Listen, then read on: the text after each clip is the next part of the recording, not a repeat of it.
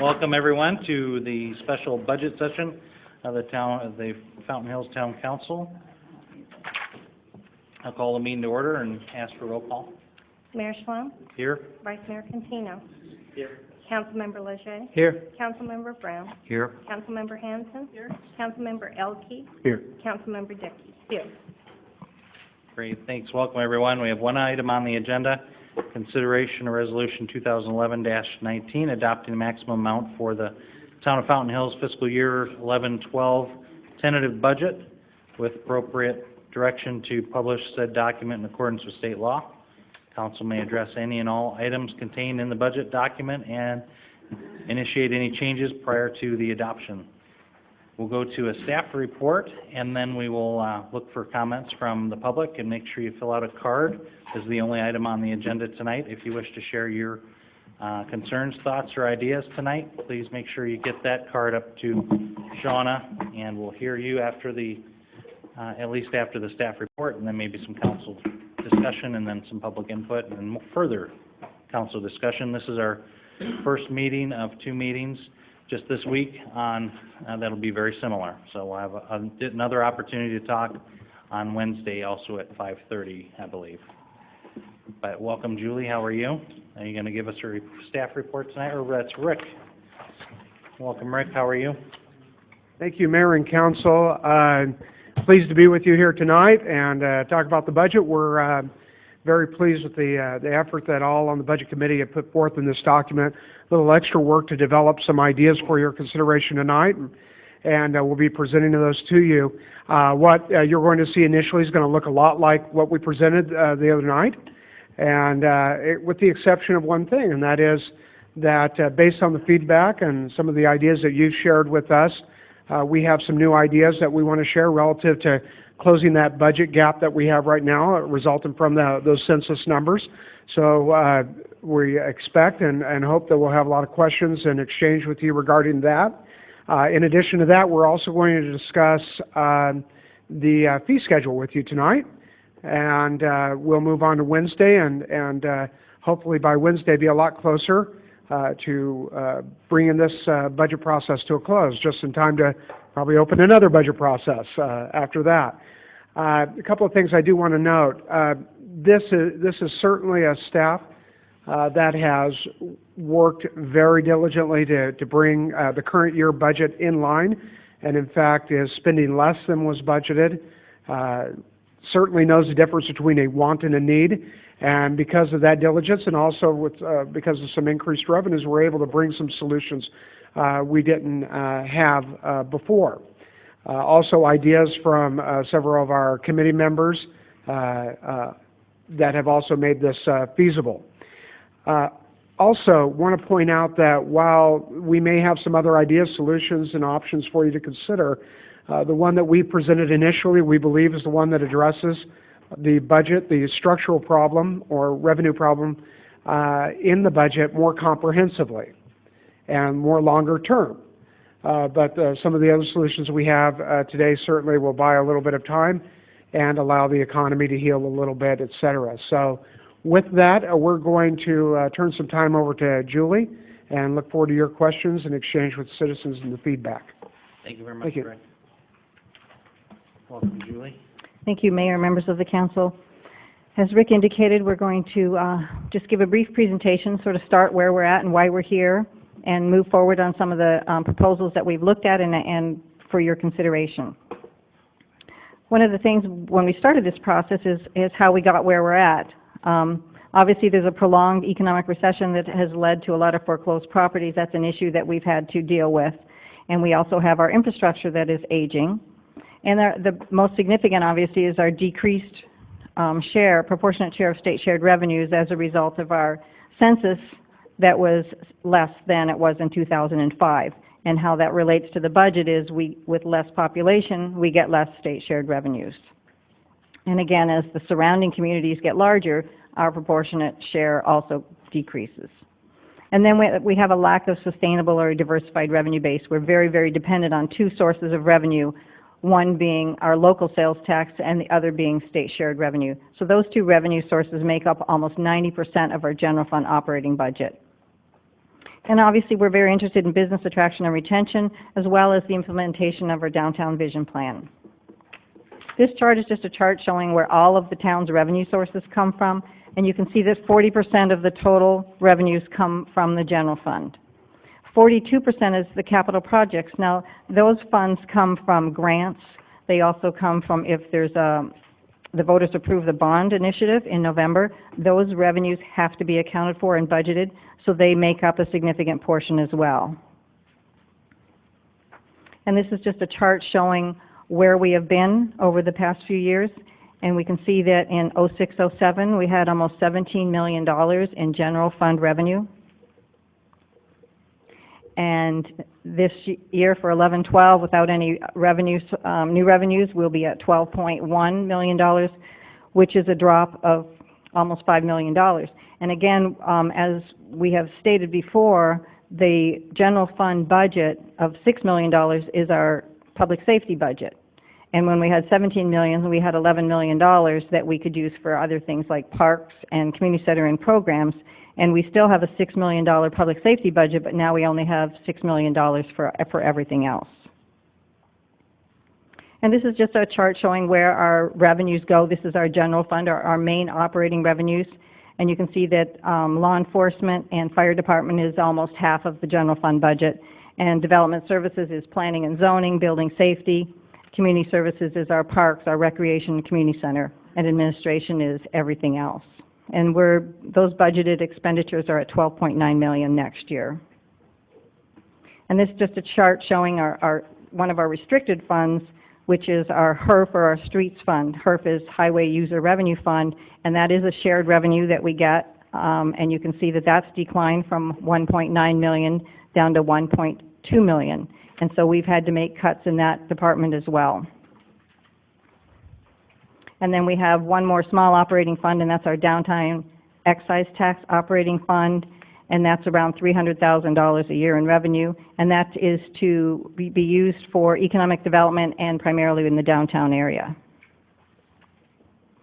As a town, we have only a limited number of available tools to balance our budget. We can either increase revenues or we can decrease expenditures. Those are the two options that we have. And you can see that from this year that we're in right now, we had $12.6 million in revenues, and next year at 12.1. When we were looking at budget solutions when we started this process a couple of months ago, that the principles that we were following is that the solutions, they must be aligned with these principles. They must be permanent and sustainable. We wanted to present to the council options that would move us forward, because this isn't a one-time fix. This is something that we are going to be faced with in the near future. It's not likely that other cities are going to stop growing and we are going to grow in population, so this is a new fact of life that we have to deal with. We also wanted to preserve the organizational integrity. We didn't want to tear down the organization so much that we couldn't deliver customer service. And we wanted it to be equitable.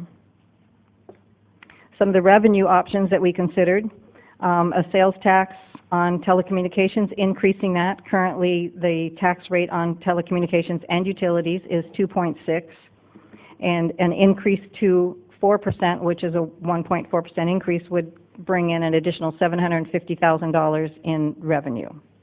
And that was what was proposed originally with the budget. What the effect of that would be on residents would be a total of $5.43 a month if they had all of Chaparral Water, Cox Cable, SRP Quest, and a cell phone. It would be about $5.43 per month. Some of the expenditure options that were considered, again, we wanted to stay true to those principles. We considered and talked about staff pay cuts, but again, this wasn't sustainable because we have to look out for the long term. Same with staff furloughs and eliminating programs that would reduce the level of service that we would give to the citizens. One proposal that is included is reducing our outside contracts by another 20%, and that includes the Boys and Girls Club, the food bank, the community theater, and the Chamber of Commerce for tourism. We did not consider utilizing the rainy day fund again because that's just a temporary solution, as well as eliminating funding for the vehicle replacement fund. Those are not sustainable options. We did propose restructuring the debt payment for the community center. That payment is made out of the general fund and over into a debt fund, and so by cutting that payment in half, that saved us $193,500, and that is in the proposed budget. And another option that we considered but was not proposed was reducing our law enforcement beats. When we talk about cutting staff or reducing level of service, this chart just shows where we have been and where we are now, down to 61, and actually I think we're down to 59. This thing's got a mind of its own. Down to 59 employees currently, and the proposal for next year does not include hiring any staff. And also when we look and compare our operating costs with other cities and towns, our per 1,000 citizens is 56 cents, which is lower than almost every city in the valley. So the recommendation that is in the proposed budget was reduce the expenditure in the general fund by that debt service payment by $193,000, reducing the expenditure for the outside agencies, and increasing the sales tax rate from 2.6 to 4% on telecommunications. And this is just a chart showing where we are with our projected revenue without any revenue would be about $12.1 million. Our expenditures would be at 12.9, so the gap that we were trying to fill was about $800,000. We had projected some increases in revenue, and so that gap is slightly less than that, but really to bring it to balance, we were looking at $800,000. That would be sustainable over the long term. It would not be an interim fix. Subsequent to meeting, and as a result, the Budget Committee continued to meet and took feedback from the Council at meetings, there was another option that we want to bring forward to the Council for consideration. And that option is to pay down or pay off some bonds. Currently, we have some bonds for this building that we're in right now, about $3.6 million, and we currently owe 2.9 on those bonds. Those bond payments are made through our local sales tax, 0.1% of that, and that annual payment is about $350,000. By taking advantage of some of our reserves and other options, if we pay off those bonds, over the life of the bonds, we'll save $276,000. But that will also give us the ability to transfer that tax back into the general fund and fill that gap. The way we propose to pay off those bonds, currently we have a general fund reserve or a fund balance that is significantly or higher than what our policy requires by about $400,000.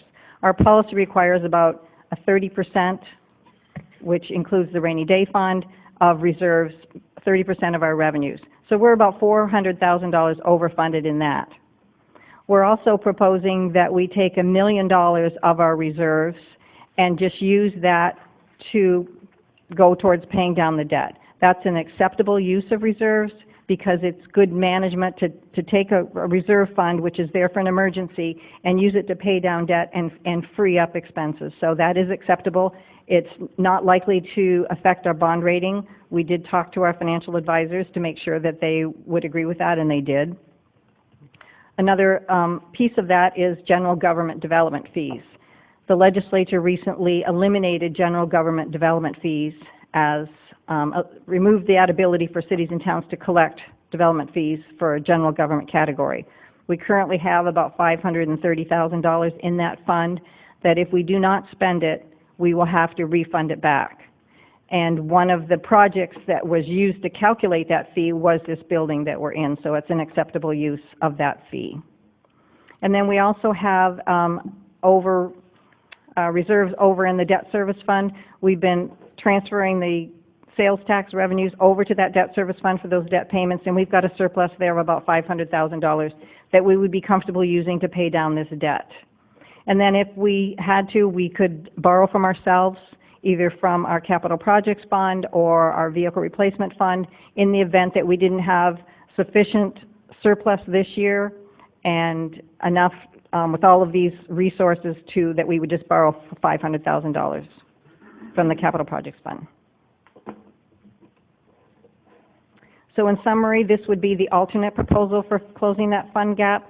reducing the expenditures in the general fund by restructuring that debt for the community center, reduce expenditures for the outside agencies, defeasing or eliminating that bond payment, and increasing the sales tax rate from 2.6 to 3.1, only 0.5% of an increase on telecommunications and utilities.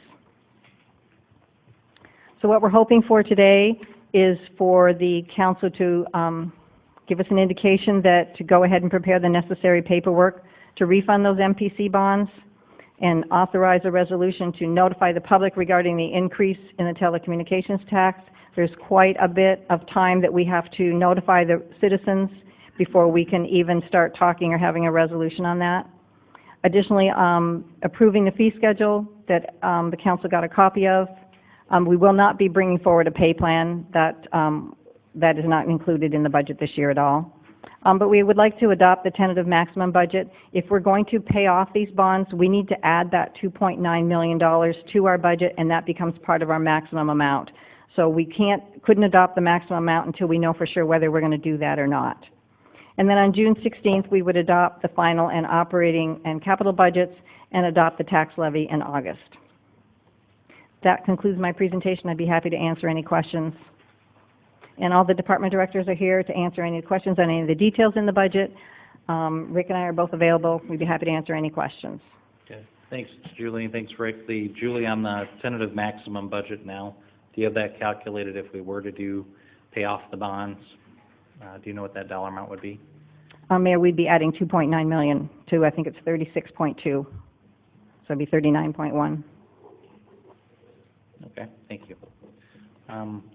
Anyone from the public? Yes, Mayor, we have 6 requests to speak. Great. Frank Ferrara, followed by Linda Bordeaux and Ken Couture. Thank you.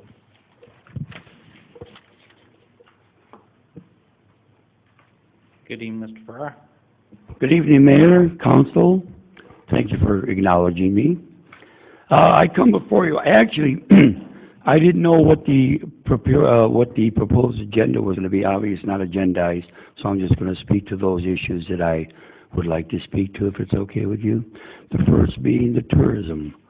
Now, I'm not here to argue one way or the other relative to whether or not we should or shouldn't take a cut or anything like that. I'm not here today to do that anyway. What I'm here to talk about today as far as tourism is the status of our proposal. March 23rd, we sent a very detailed proposal to the Budget Committee and several council. Never got a response about it, and I'd like to know if that thing is dead, dying, in the grave, you know, where.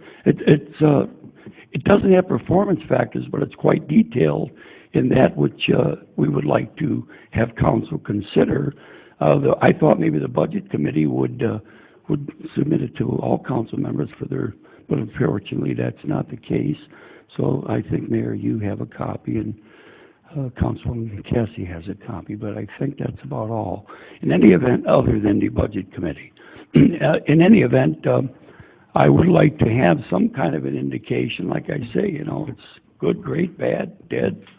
Let's talk about it 5 years from now or something, you know, okay? That's that. The other thing I'm talking about does not affect the tourism personally, but does affect our members, about 35 of them, and they are the restaurants and the bars and those establishments that have liquor licenses. That's plural. I recently became aware, and when I say recently, within the last couple of months, about a fee that was obviously passed in the budget, and as I understand, incorrectly passed in this respect. The respect that I understand, I may be wrong, was that it was not discussed thoroughly, at least that's the indication I get from several folks, and that there was misinterpretation of what this fee was actually going to be. Some think it was a one-time new business application fee for a liquor license that was going to go up. Nothing about a renewable. And lo and behold, when it came out, obviously it was not only for initial, but it was for existing, and it was for renewable, quite high.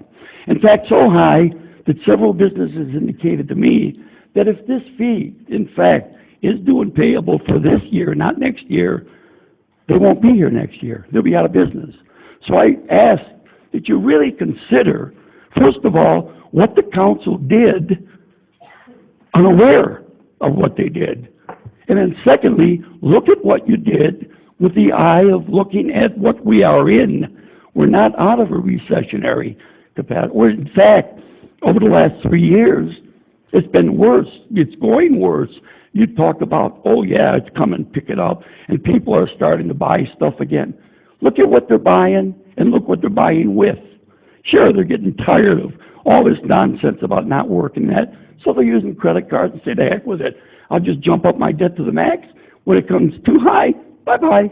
And that's where we're coming. This recession is not by any means of the imagination over with. We would like you to please consider these liquor licenses in the eye towards help. And that's all it is, help.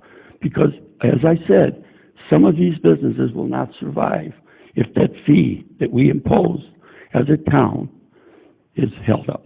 Thank you very much. Thank you, Mr. Farrar. You didn't take advantage of us not starting the time clock, eh? I thought you were gonna... Well, you know what? I was thinking about maybe I'll just go on and on and on, but what more can I say knew you that they haven't looked already at it. said? I know. Thanks. Thanks, Mr. Farrar. You have the time, you know how to work that timer there, Shawna? I'll get it. Are you ready? You betcha. Welcome. How are you? How are you, Mayor, Town Council? Good. Couple things. I am definitely not an accountant, and this budget really is making my head swim. But there's a few things on here that I noticed, and the capital projects, I heard somebody say that had to do with road bonds. I just don't know why it went from 6.4 to $17 million. Another thing that I noticed that wasn't in the budget last year is miscellaneous grants for $1.5 million. Who are we granting money to for $1.5 million? That doesn't make any sense right now. One of the screens upstairs, up on the display said that one of the cons was, you know, if the recession continues. It's not an if. The quantitative easing is going to be over. I mean, go to the Safeway. I know you all shop. It's not getting better. It's getting worse. I think it's safe to assume that we are in for quite a ride here for the next few years. So I take objection to anything that's adding extra money to anything right now, including, I understand some of the town cars are a little bit old. I'm driving around in a 2004 Runner. I mean, I don't have an iPod docking station in there, but it's paid for. It runs. I change the oil. It's a small town. It's not like they're driving all over the county. So I think we can make do with whatever cars we have now, and maybe a year or two from now, you know, as they start to deteriorate a little more, maybe we think about it then, but I'm not in favor of that. And I don't think I should give you guys a raise either at this point. Nobody's really getting raises out there. Everybody's worried about their finances. I get that this is like a tertiary payment for you guys. You all have your own employee. So I think raising the fees for the mayor and town council from $65,000 to $77,000 is not something we need to do. It's only a few thousand, but it all adds up. I'm not sure why the administrative costs are going up by $400,000, as is the municipal court. I know that Attorney McGuire was concerned about keeping the trash issue in terms of the collection on Friday because the council wasn't here to answer questions or town hall was closed. But the folks from the trash company made a special point to say that they added 3 new customer service reps for Fountain Hills. So I don't know why they'd be calling the town, so I hope that's not taken into account in that figure. What else? Court Enhancement Fund, is that went up from $12,500 to $33,000. I also noticed, this is maybe part of the vehicle replacement, but $143,000 for that. Let's see. Local sales tax revenues, you estimated that that was going to go up. I don't think so. I don't know how much time you guys spend in town, but like the gentleman prior was saying, our businesses are in trouble. I don't see that they're going to be making that much more money in local revenue. And the building permit fees, I'm wondering why you estimated the revenue going up so high from that. Is that from the new development that we were talking about the other night on Shea? And I'm hoping when we're done, somebody can answer that. And I think that's pretty much all the things that I had picked out of the budget, other than I can say my Chaparral water bill I brought with me. My husband and I don't use a lot of water. I mean, we don't water the yard. We don't have a pool. And my bill was $26.47. Out of that bill, my water usage was $6.75. The rest is fees and all kinds of other things. So, I think the figures that you had up on the board for what people were being charged for certain services is underestimated as well. While the tax might go from 2.6 to 3.1, it's still probably now a 25-30% increase based on 2.6 to 4 was a 58% increase. So, I mean, people are digging for change in the grocery store. I don't want us to raise taxes. Let's be lean. We have a huge volunteer force. We can pull together as a community and keep this budget low. I love government. They always want to spend the maximum amount of the budget. Let's spend the minimum amount of the budget and turn to the people of the town. I know they'd rally around it. I'm up for doing whatever we can. So thank you, and thanks for not starting the timer. Ms. Bordeaux, I'm sure we'll get to some of your questions for sure. Councilmember Browkey?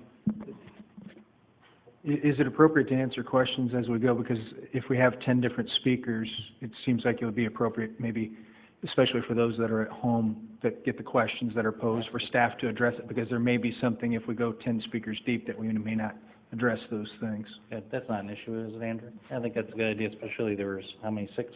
Six speakers, that's a great idea. Well, and some of them shared those same questions. They might have the same questions. Yep, good. Well, I can just go through it, and if I miss anything, council, let me know. The, proposal status from tourism, we received a proposal. I know I may have received one previously, but I know I got one earlier, or at the end of last week. Staff, can you give us an update on what you expect we're doing with that? Yes, Mayor, members of the council, we did receive that proposal, and the Budget Committee will be reviewing it, but what we really needed to do first before we could even go there is figure out how much money we were going to have in the budget this year and if we were going to have to make additional cuts. So it all depended on what we did as far as closing that budget gap before we could make any decisions on any of the contracts. We intend to continue with the Budget Committee and meet, and once we get the number where we know where we're at with this budget, then we can then go forward with those contracts and then start figuring out, you know, what we're going to do with them. But yes, we did get it a few weeks ago, but the Budget Committee has not reviewed it yet or discussed it. But should we, if other council members haven't got it, maybe we should get that out to the other council members, at least for discussion and feedback. Given particularly we have less time now, we just have another month now here, or less than that. And then I know the council didn't get a fee schedule. Maybe want to. I know we do have a handout related to just the liquor licenses, and if council doesn't have a comprehensive fee schedule with them, maybe we can bug somebody to print out a couple more of those for tonight. But related to the restaurant and bars, we're going to, and other fee schedule items, we're going to talk about those as we go along tonight. You mentioned that. So but the feedback from Mr. Ferrara was to look at obviously reducing those and discussing where we expected to be 2 years ago when we adopted some of those changes. So I think we can do that for sure. Definitely the economy is still tough. I got that note here. That's why our budget is, as you saw, likely continuing to reduce our spending. Ms. Bordeaux brought up the road bonds increasing. I didn't write the numbers down offhand. Thanks for handing out the fee schedule. From 6 to 17 million. So could we get an answer to that and what that, if it is it an increase, is it a change? If so, why? Yes, Mayor, members of the council, actually it is an increase. If the proposed initiative is successful and the voters approve the $9 million bonds for the roads, we have to budget for it and include it as an expenditure. Obviously, if the bonds don't get approved, we won't be making that expenditure. But we have to include it in the budget in the event that it is. But that's why the increase is we're going to do Saguaro Boulevard project. All right, so if the bond initiative in November passes, you have to budget for what those dollars authorized through that election process would be so that we can spend it to build Saguaro Boulevard. Yes, Mayor. And other things. And then grants, what are we granting for $1 million? Mayor, members of the council, we actually are not granting. What that is every year we include in the budget a miscellaneous line item for grant revenue. That's in the event that a grant comes in during the year that we're not aware of. And then the only way we can spend it is if we budget for it. So if we didn't do that and we got a grant, we would not be able to spend it. We would have to wait until the following year. So we always allow about $1.5 million in revenue, just in case we get a grant we weren't anticipating. That gives us the ability to get it and spend it. But if we don't get it, we can't spend it because there's no money there, it's just a number. So it's not dollars we're expecting to get, it's if, Department of Transportation or MAG gives us $1 million to redo a road, we would need to have it budgeted in order to actually accept it and spend it. Correct. Okay. Councilmember Dickey.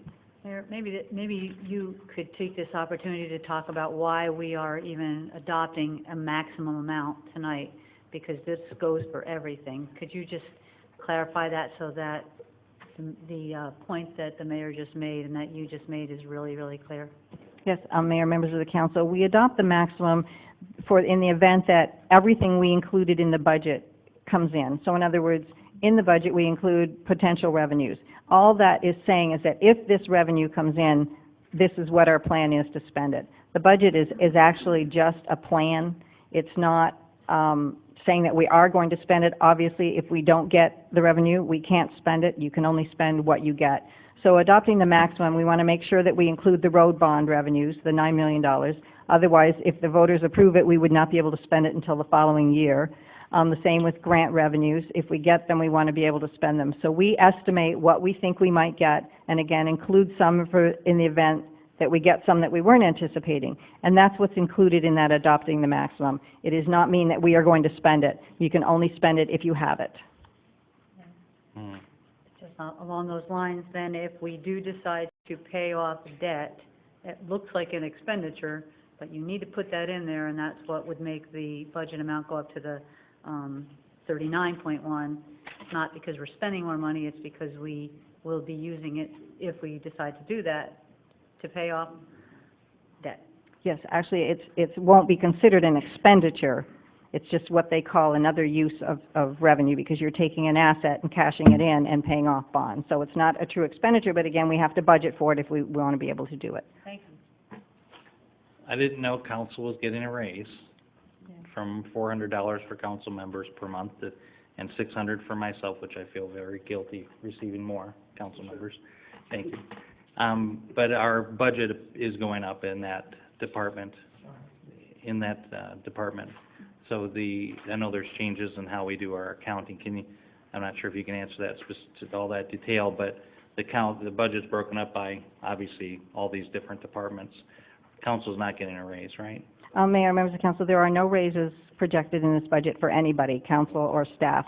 What that probably is the difference is the reallocation of staff that's dedicated to the council. Again, if we've gone to a program budget, which means that every cost associated with a program or a department is now included in that budget. So when we started the beginning of the budget, we asked the staff to look at, where do you allocate your time? How much is, particularly the executive assistant, how much is with the town manager? How much is with the town council? And that may account for, if there's an increase, that means there's more time spent, but there's not more dollars overall. There's no increase in pay for anybody.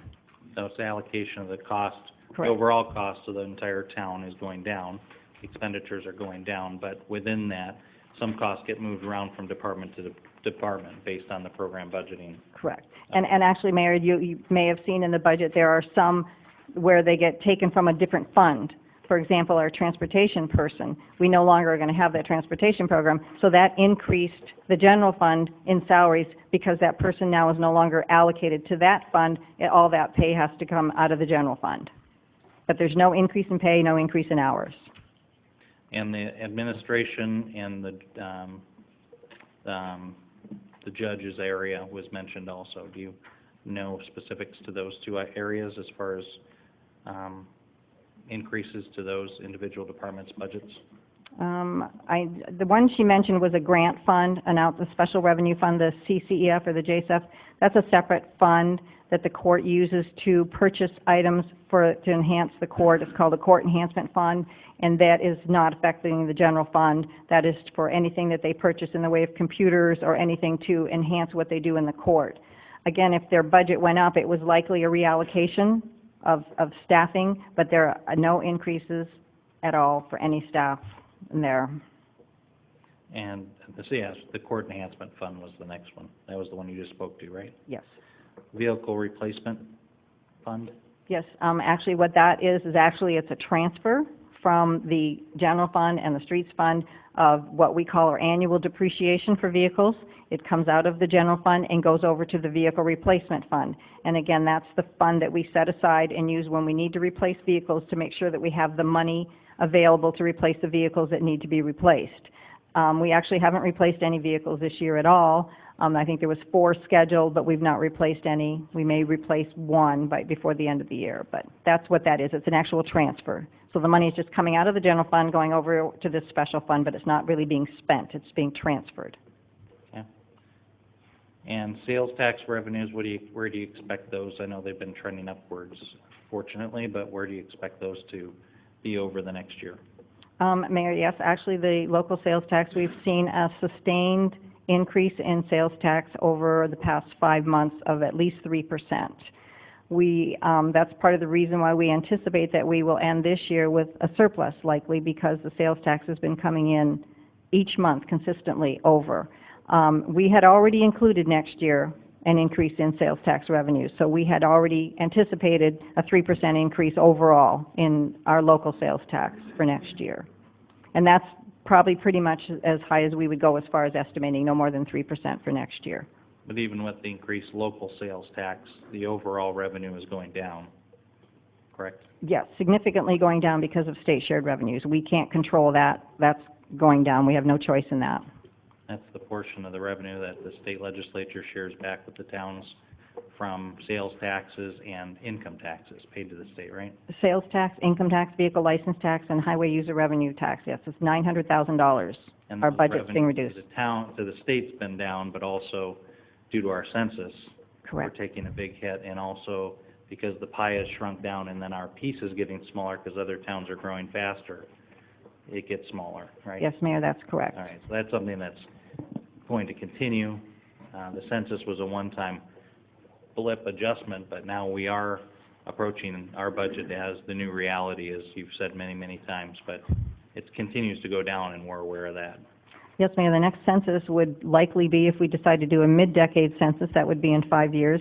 I don't anticipate that Fountain Hills is going to grow at a faster rate than, say, Surprise or Chandler or Queen Creek, and so we are likely to lose even more proportionate share in 5 years and certainly in 10 years. And the building permits, do you recall how many we've had the last couple of years? Mayor, we have projected, I believe, 6 building permits this year, and I don't think we're much more than 6 next year. And that's it. No commercial, just 6 single-family residences. And back when revenues were higher and staffing was higher, largely in those areas where buildings done, what numbers permit-wise were we at back in those days? Well, we had multifamily in there, and I think, if I remember correctly, we had a few hundred multifamily permits. So we're down significantly. Okay. I'm sorry, Councilmember Hanson. That's okay. I think maybe what Linda was referring to in the budget, it does show the plan review fees up from $4,506 to $21,000. And I guess the question would be, if we anticipate, so few permits, how did we get where did the bump come from? Good. Could be from the fee schedule, and it could also be from, where's our building people? Other types of permits that are expected to come in, not necessarily single-family homes or residential permits or commercial. They're plan reviews. In the fee schedule, there are some items that are contemplated to go up in the new fee schedule, largely costs to utility companies for opening up roads so that they can be funded well enough so that they don't leave a lot of detrimental impact behind. That's what I see most of the fee schedule increases, the highlights in yellow and some of the printouts. But the increase in these permit fees would not necessarily be those dollars, would they? No. So it'd be just increased permit activity, not necessarily single-family home or multifamily home permits? Welcome, Paul. Thank you, Mayor and council members. Without the numbers in front of me, but we have more permits than just single-family homes. You have a lot of tenant improvements and just remodelings that get factored in as well. So I believe Last month or the month before, we did the most number of permits that we've done in the last few years. I think it was in the maybe 50 to 60 general permit range. So, and then we do see some anticipated homes getting ready to get permits as well, so that's good news. Okay, so that explains the increase in the permit revenue or spending. I guess revenue turning into spending. And the water bill, I know Chaparral City Water is a private company, but it was related to the average cost, as may have been shown in the presentation. Can you speak to that at all, Julie? Mayor, members of the council, we actually had some bills that we had made copies of and took an average of what people's bills were. For example, a water bill of $50, if they had a $50 water bill, they're currently paying $1.32 to Fountain Hills, and that increase would go up 71 cents to $2.03 on a $50 bill. If we went up to the 4%. If it went up to the 4%. Okay. Councilmember Dickey. And Linda can forgive me if I'm wrong, but I think your point was the water part was only $6, and the amount that came into $26 had to do with various other fees. But so even, no matter how you look at it, even if your bill is only $26, this would be the part that would be affected by Fountain Hills. And my tax was $232, not $132 for my $25 water bill. Yeah, maybe if you'd bring it up to Ms. Giddy, that'd be great. We can talk apples to apples. There are multiples of taxes and fees, obviously, in some of these utility bills, but what comes to the town is 2.6% of your, likely the overall bill, I would suspect. Right, and Mayor, that the Fountain Hills portion of that $232 is 60 cents. So there's obviously other taxes in there, but we're talking just specifically the Fountain Hills tax. It's on Ms. Bordeaux's bill. Right. The total is $232 on all the other charges, but the Fountain Hills portion is 60 cents. So it's about half of what was on the PowerPoint. So 60 cents is currently going to the town, and that would go up, obviously, from 2.6 to 4% if we accepted this option. Okay, that helps. And I wrote down raised taxes. I don't think that, I'm not sure I captured what was mentioned there, so council member might have to help me, but by spending, what we're doing tonight is adopting a tentative maximum amount. Why are we doing that? It sounds like Ms. Bordeaux had put it as, why look to adopt a maximum, why don't you adopt a minimum, but why are we adopting a maximum? Mayor, members of the council, that actually would be our minimum. It would be the 31.1. We call it the maximum, meaning once we establish that amount, no matter what happens, we cannot spend more than that. So when we put the budget together, we anticipate what revenues we're going to get and what expenditures. And again, if we don't include it, we can't spend it. So it looks a lot bigger than it really is because we have grants in there, we have the road bonds in there of $9 million. But again, if that revenue doesn't come in or the grants don't come in, we can't spend it. So it's not an automatic that we can spend $29 million or 31, whatever it is, because you have to have the revenue to spend it. And adopting a maximum amount, is there some legal reason why we do this? Yes, Mayor. Once we set that maximum amount, then we have to publish it in the newspaper for 2 weeks, and then before we can adopt the final budget, we have to adopt this tentative amount, or the maximum amount, publish it in the newspaper for 2 weeks, and then we adopt the final budget, and then we can't adopt the tax levy until 14 days after the adoption of the final budget. So all those pieces we have to have time. That's what I was looking at. The citizen's question was, why are we having to do this? But it sounds like a transparency and a legal issue and awareness issue for the citizens. You have to adopt a tentative maximum amount. Correct. Okay. Councilmember Dickey? Thank you, Mayor. Okay. Is that because we're a contract town?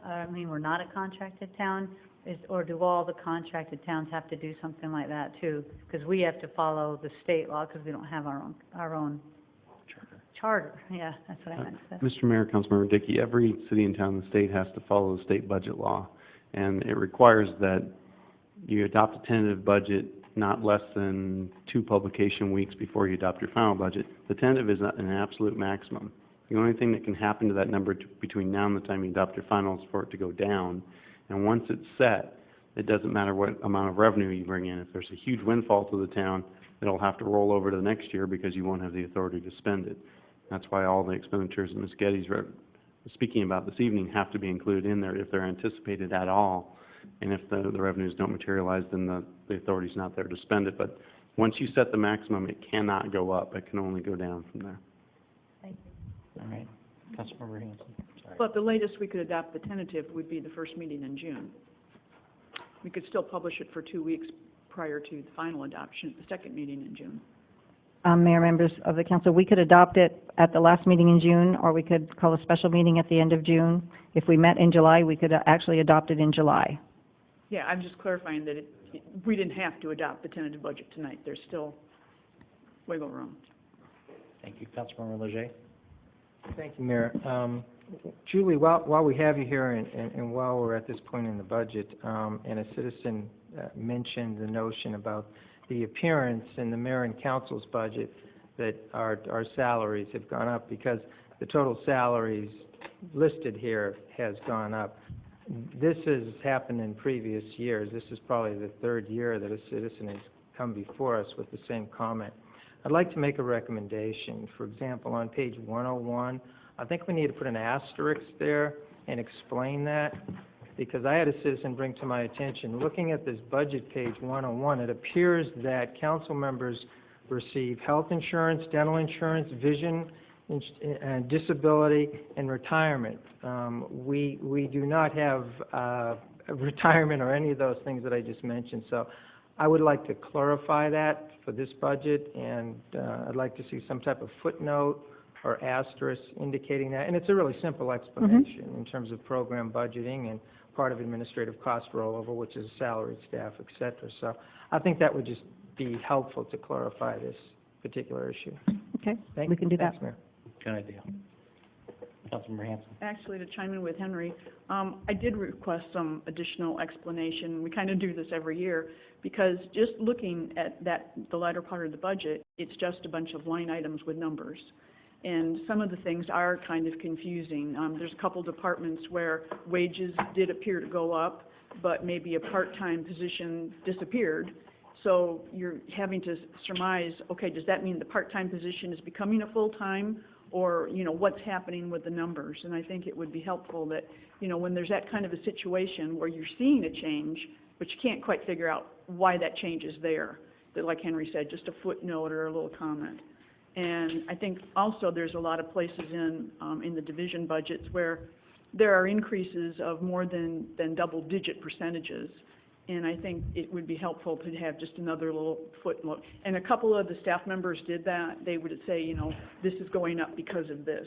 And that's very helpful. And I think we need more of that to explain some of the increases in line items and certainly some of the things that were taking place with staff members. That makes sense. Yes, it does, Mayor, and we don't currently have any part-time people going to full-time. So, we'll have to take a look and see if they went to another fund or if they went to another division where that part-time person went, why there wouldn't be part-time fees. But definitely, I think we could do a much better job on making the explanation of why things are different. This is our third year or fourth year in the program budgeting, so we're still transitioning people to try to get people working on the programs that they're working on. So, but I appreciate that very much, and we'll definitely do a better job. And more than likely, it's coming from one program going to another. So there'd be an equal drop somewhere else and an increase somewhere else. But overall, nobody's getting paid more, and we're having, you said now instead of 61 on the chart, we're going to be at 59 as far as employees. So we'll drop some additional employees this year, although it's really through attrition and not rehiring or reposting, right? Right. And also, Mayor, every department or division budget was told that they could have no more than they had this year that we're in right now. The only exception, obviously, was our public safety because they had contracts. But every other division or department had to stay within or below where they were this year because we just knew there wasn't the revenue to increase them. So they may have shifted in the programs, or they may have gone to a different fund, but they all had to stay within the budget where they were. So this year, this 11-12, we're likely to have 59 full-time equivalents. Yes, Mayor. So that's the combination of adding up to 40 hours with part-times and full-times, right? And you come up with if you had 59 full-time people, that's what it would equate to, but we actually have quite a few more employees, but many of them are at part-time. Correct. Okay. And then this year, we had 61 total, and then the year before that, we had 81, and the year before that, we had 88. So that continues to drop. Just to keep it clear, because I know with your overall budget slide showed obviously a decline over the last 4 or 5 years, and that one does too. But we're actually going to be, we weren't thinking we'd actually be lower this year than we were, or this coming year than we were this year, but we will be. And the overall budget had a similar line too. The spending in the operating budget will be lower. It may be higher in the capital budget if we get grants, those types of things. With the capital budget though, what dollar amounts, consider if a bond passes or if it doesn't, what dollar amount will come out on average over the next couple of years out of the capital fund that are town dollars, not grants or other dollars? Roughly, is it? I'll call Paul up for that Right. one. I know it'll fluctuate from year to year, and I know it is dependent on your bonding, right? All right, yeah, Mayor and Council, just give me a second till I get the right projects.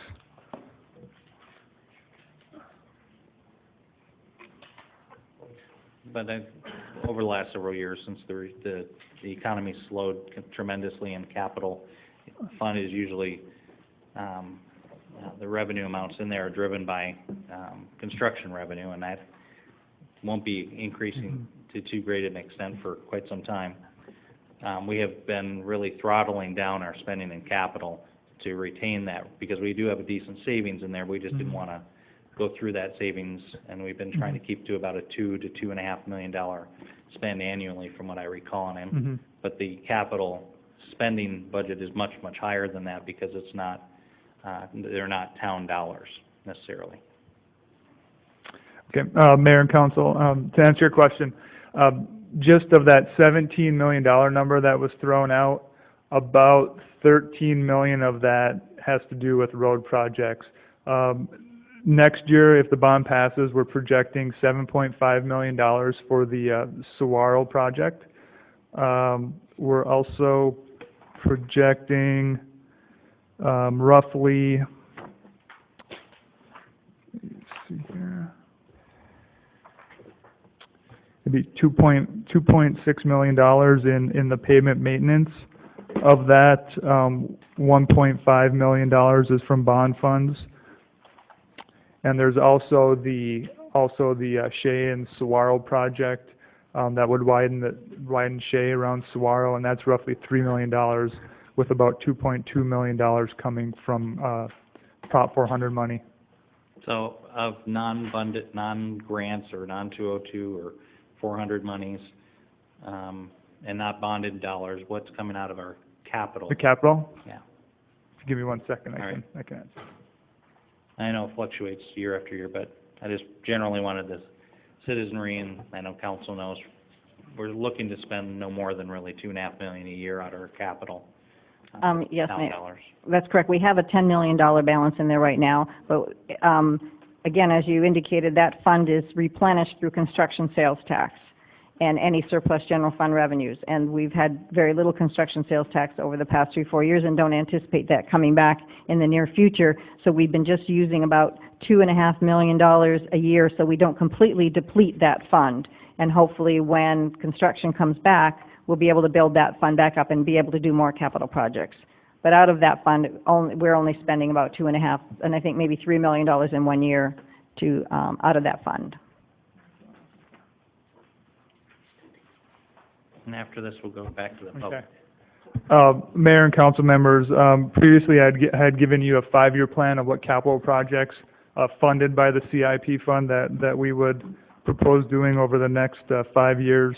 And next year it would be approximately $3.2 million, with approximately $1 million coming from annual payment management out of the CIP fund, and roughly $800,000 of the town's portion of the Shea widening project.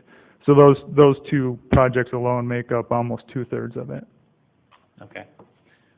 Thank you, Paul. We'll get back to the public. And I think this is working out all right, is it, council? I think these are great questions, great dialogue. Ken Couture, followed by John Rodakis. Great. Welcome, Mr. Couture. Good evening, Mayor and council members. My name is Ken Couture.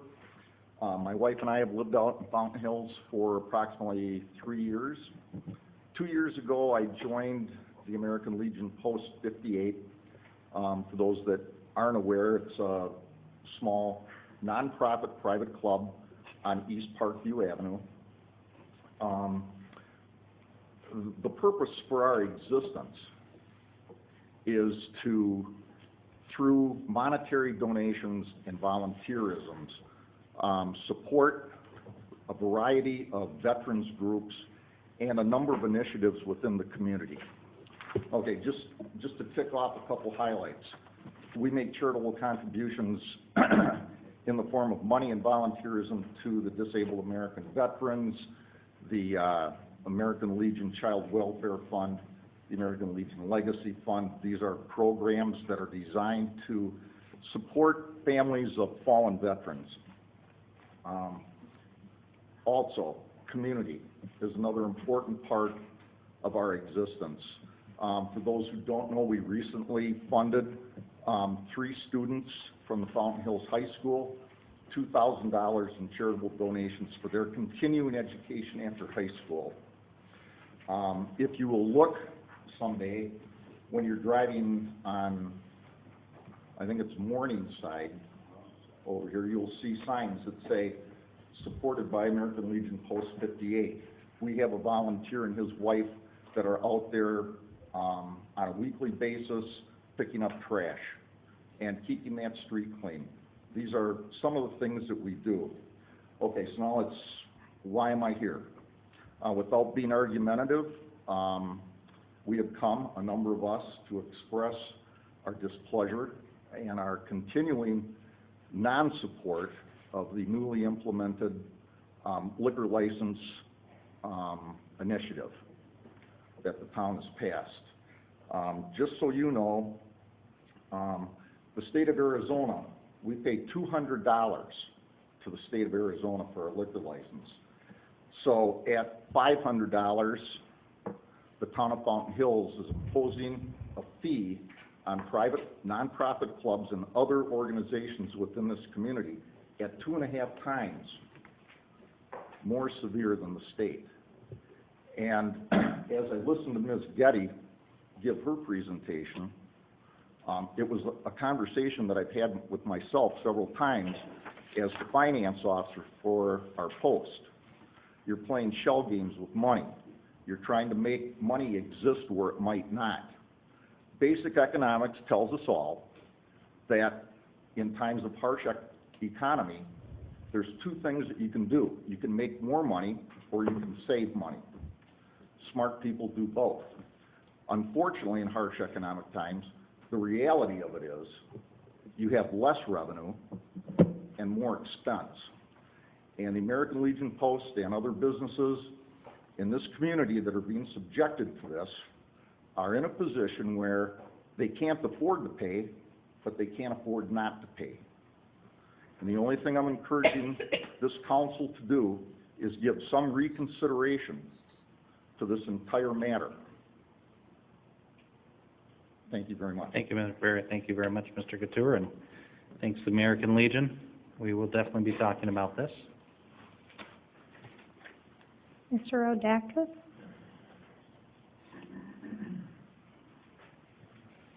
Followed by Sam Coffey. Council, Welcome. I'll try to make this nice and short. It is about the charge that we're gonna get with liquor. Seems, I don't understand why Fountain Hills should charge more than the state of Arizona. That's number one. Number two is I understand this thing was passed 2 years ago, and it seems odd that the chamber, who watches over all businesses, wasn't even aware of it. A couple of council members weren't even aware of it. How the heck does something like this go through?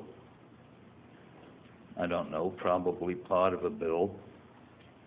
First thought that came to me was the Nancy Pelosi speech. Let's pass it now, we'll read what's in it later. I want to know why just liquor license is affected. Why not all business at a level? And I don't know, we'll have to pass this on to people of Fountain Hills. What do we tell them? Who's the author? This is why, and you're gonna have to pay more. I wonder how they're gonna react to that. I think maybe it should be lowered or include other businesses. They're making money, they pay a sales tax. All the restaurants pay a sales tax. Why not everybody? And come up with a level fee. That's it, thanks. Thank you, Mr. Rodakis. We'll talk about that. Sure. Charles Lewis will follow Mr. Coffey. Welcome, Mr. Coffey. Mayor and council people. Recently, we received this renewal notice for our liquor license. I'm not quite sure how you get a renewal for something you never had.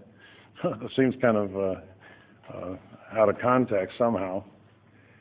And so, trying to figure this out, I went on the website, which lists your ordinances and licensing information, and I could not find anything about this liquor license on the site. If the fees were approved over a year ago, I can't understand why that information would be on that site. If it's there, it's buried. Did the council agenda adequately describe the issue that they voted on? Because if the answer is yes, why was there nobody at the meeting when you approved this to protest this? Because I can't imagine, we're talking about, what, 39, I think somebody said 39 liquor licenses in town? My guess is there was no one there to protest this, the imposition of these license fees. Some people may have gotten a letter in October. I was told everybody did, but the American Legion told me they didn't get a letter. If we got a letter, I never saw it, and neither did any of our finance people. I'm not going to address in detail the broader problem of taxing one particular type of business, but I wonder if you'd have taxed the realtors in this town $500 a piece, there might not have been a lot more people here tonight. Are you aware that the AMVETS and the American Legion are primarily charitable organizations? We don't derive any of the money we donate from liquor sales. Our bar doesn't make any money. It actually loses a little bit of money. If it wasn't for our special fundraising activities, we'd be in trouble. We could not operate. The loss is supplemented by these fundraisers. Our charter requires us to use the proceeds from our operations to benefit charities and assist our veterans in various ways. Since we don't make any money from liquor sales, your taxation requires that we eliminate some program. That's the only way we can pay the tax. And we just paid that today. We gave you your $500. So, has anybody ever been the crisis nursery, Phoenix Crisis Nursery? Have any of you ever been down there? If you go down there, you will definitely have tears in your eyes seeing those little kids down there. We donate money to them. We pledge $5,000 over 5 years to them. Part of that's going to have to go away. Either that or the money we give to the Arizona Veterans Home is going to have to go away. We don't have any place to get the money. We can't, it's not like we can sit there and put a big sign up and say, come in and drink liquor at our place so we can make some more money. We're a private club. We can only have people who are members or guests. I thought this town was veteran friendly, but this doesn't look much like it, to tell you the truth. I would like each one of the members of this council to stand up and say that they think that this taxation of a veterans organization is what they want to have. because if you're willing to do that, I think we'll be visiting you on Election Day the next time around, because there are a lot of veterans in this town that are not going to be happy if this continues. In closing, I just got a little bit of humor here. I got a copy of this comprehensive ski schedule. Does somebody explain to me what an adult-oriented business is? Because I think Joe Arpaio closed down the last one we had on Parkview, so anyhow. Thank you, Mr. Cox. Thank you. Mr. Lewis, followed by Linda Kavanaugh. Welcome, Mr. Lewis. Good evening, Mr. Mayor, members of the council. Thank you for the opportunity to speak to you this evening. I'm also a member of American Legion Post 58, serving as a historian and also the building operations officer, and I come to you tonight on behalf of my fellow officers and the members of my post and the Legion family, 4 organizations, almost 700 in number. My colleague Ken actually made the point very well that we are volunteers. There are in fact only 6 people in our building that are paid employees, 4 of whom work for minimum wage and basically are incentivized by the tips they receive in our lounge. Now, some might say, yes, our lounge produces income. As Sam has said about his organization, our lounge merely gives us a platform upon which to stage fundraisers and appeal to the community to fund our charities, which Ken has enlightened you on. We're very aware that we are a business, that we have to contribute, as any corporate citizen or even a nonprofit citizen does, to enjoy the benefits of being here in Fountain Hills. To that end, in addition to the charitable efforts that we make funding the young gentleman at the high school this year, in years past we have participated with the Parks and Rec Department painting the trash cans. We pass out flags at the Stroll and Glow, which goes to one of our Legion objectives of Americanism and promoting patriotism. As a community, as individuals, we're all hurting. Revenue is down. But the imposition of this tax on us and all of the nonprofit Legion organizations is an absolute killer.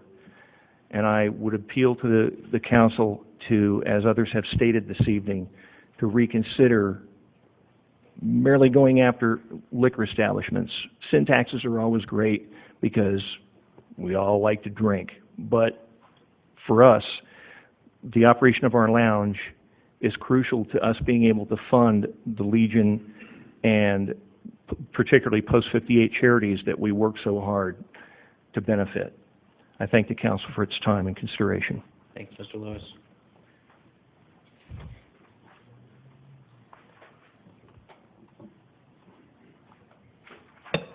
Welcome, Ms. Kavanaugh. Hi, I'm Linda Kavanaugh. I just have a couple of questions about the budget, and I was hoping you could clarify for me. The first is, I was looking at the charts that you always show, the bar charts, and it says that 10-11, the general fund operating budget was 12.6, and now it's gone down in 11-12 to 12.1. However, online today on your website, there's the budget here, and it says that for 11-12, the estimated revenues on the general fund line are 13.1. So I'm just like some clarification. Is it 12.1, or is it true on this one that's 13.1? If it's 13.1, that means it's gone up and not gone down. Also, in the last, then it says that there are some transfers out of 337, 354, and what you have, resources available, 12,787,409, and your expenditures, 12,936,830, of a difference of 149,421 as the general shortfall. I can't. Of course, I only have what you have online. I can't find where the rest of the shortfall is because all of the other 2 columns seem to show that your resources are larger than what your expenses are going to be. So all I can find is the 149,421. So I think you're talking about 700,000 or something in shortfall, and I'd like to know where the rest of it is. I'd also like to point out this chart that you show quite a bit about the general fund operating cost per 1,000 citizens and you relate it to, compare it to other towns. You have Scottsdale at 135, and we're only at 56 cents. I'm just curious as to whether this is actually comparing apples to apples, so to speak. I know that Scottsdale has their own fire department, their own police department, water. There's so many things involved in Scottsdale that we do not have that they include in their general budget. So if this would have to be an exact comparison in order to be accurate. And I can't find anything that shows an explanation to exactly what was compared here. Now, as far as the charts which show the bills, I don't know who has the $30 Cox bill. I'd like to have that Cox service instead of the one I have, because I pay $180. In the summer for SRP, I've got between $250 and $300 with my air conditioning going. We have 2 cell phones, and each is about $100 a piece. Fortunately, I don't have any kids now that have cell phones.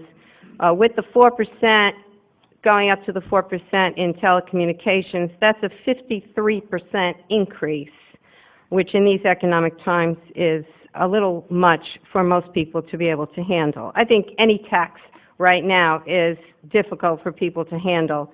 I think we all know the expression that you can't tax yourself into prosperity. No town has ever done that. I'm also a member of the American Legion Auxiliary. My husband's a member of the American Legion, Post 58. My husband's also a member of the AMVETS, and we support their protest for the tax. The state charges $175 for a liquor license. Some of the businesses have gotten up to $1,000. I would like to know, what does the town do to justify $1,000 where the state only needs $175? Thanks, Ms. Kavanaugh. Thank you. And that was that it? That's it. All right, good. Obviously, we'll talk about liquor licenses here. But before that, I think that was the first item. Councilmember Hanson? Maybe if I could address how we're thinking this happened. Sure.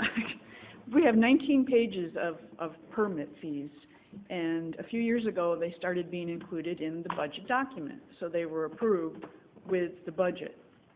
And it was always my understanding that we had talked about for years about implementing a new license fee, but it was my understanding that that was a one-time license fee and not an annual renewal. And I think that's kind of an idea of how we got where we are with what we've got. Thank you.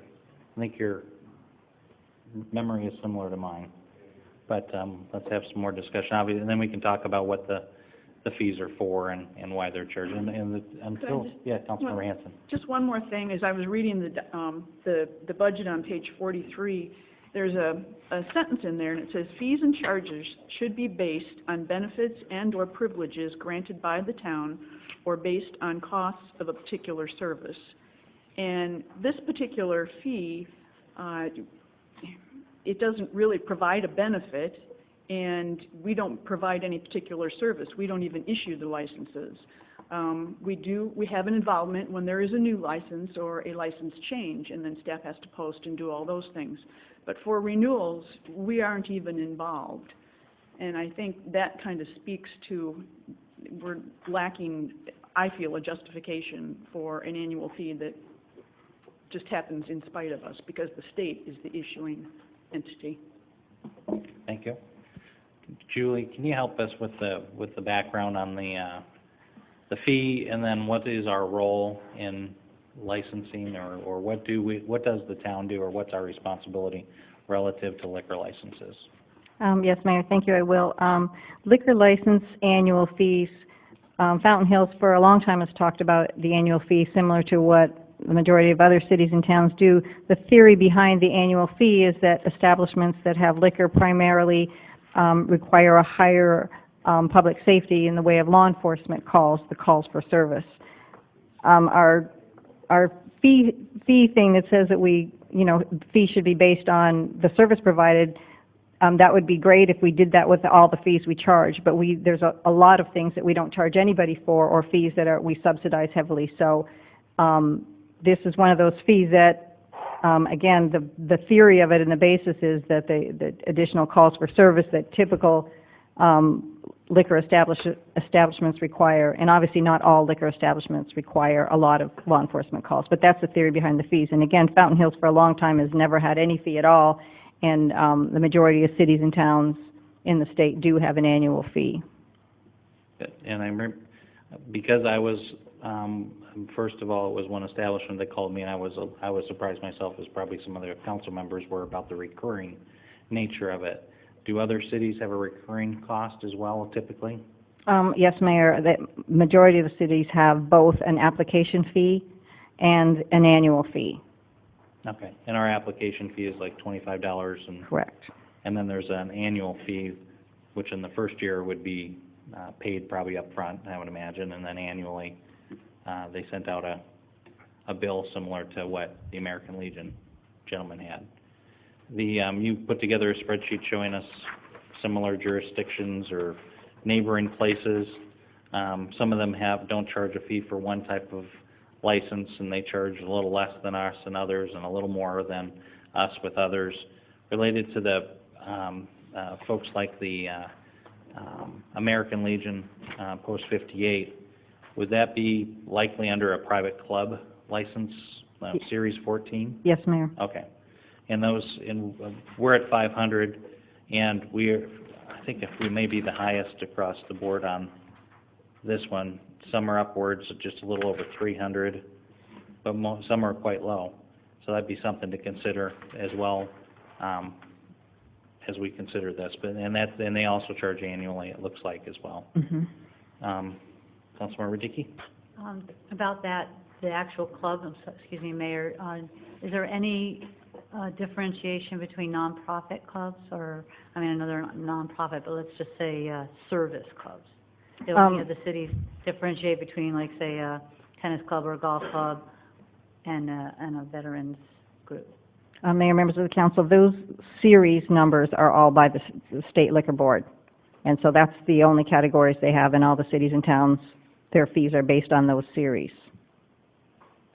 And we do have, obviously, there's quite a few pages in our fee schedule. We charge fees for other items as well, for other businesses. It's not just for liquor. We have a business license that all the businesses in town pay of $50, I think, a year. Correct. But there are other fees for other services that are rendered at the town. The gentleman from the American Legion had probably one more thing you forgot to add. Would you come up here to the microphone if you don't mind? Thank you.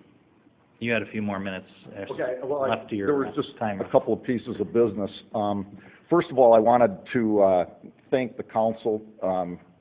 You recently granted us a bingo permit, which has helped sustain some of our financial woes, so I'd like to thank you for that in the interest of fair play. The other thing is, as a private club, we're allowed 10 days per year to be open to the public. And for that privilege, we also pay a $25 fee to the town for that privilege. So that's an additional $250 that the private clubs pay to be open to the public, plus the permitting fee. So I mean, it's like, all I'm trying to say is that, you know, it gets to seem like an awful lot. And, you know, I mean, like everybody else, you know, we need some relief. And we hope that you'll take that into consideration. Thank you again. Yeah, thanks. Thank you for clarifying that. Right here, Private Club Series 14. Yeah. Councilmember Dickey? Mayor, Julie, do we have since it's 1 or 2 years ago that this was in the budget, do we have minutes or we have anything about the discussion that took place before we adopted this? Because that seems to have been something that was mentioned by the folks that came up. Mayor, members of the council, the fee schedule, the way it has been working, and probably we could do a better job with it, is because it is built into the budget. It just kind of gets incorporated in, and when we go through the budget, we don't sit there and talk about every single fee. I know we had done a couple PowerPoint presentations and you know, said we're going to institute a new liquor license fee. But the way it is built in with the budget and adopted with the budget, we don't singly talk about every fees. So we were hoping tonight that that's what we could do. We could go over all the fees so that we wouldn't have this again where the council wouldn't be aware of it, the public wouldn't be aware of it. But it is in the budget, and when we adopt the budget, all the fees go with it. The fee schedule is part of the budget. Mayor, so Julie, this has actually been in practice for over a year? Several years, yes. But these are something new for tonight, the ones that we're talking about. No, Mayor, members of council, that fee schedule is our fee schedule with the changes highlighted in yellow. And we've had that fee schedule for several years. And it's included in the budget document every year.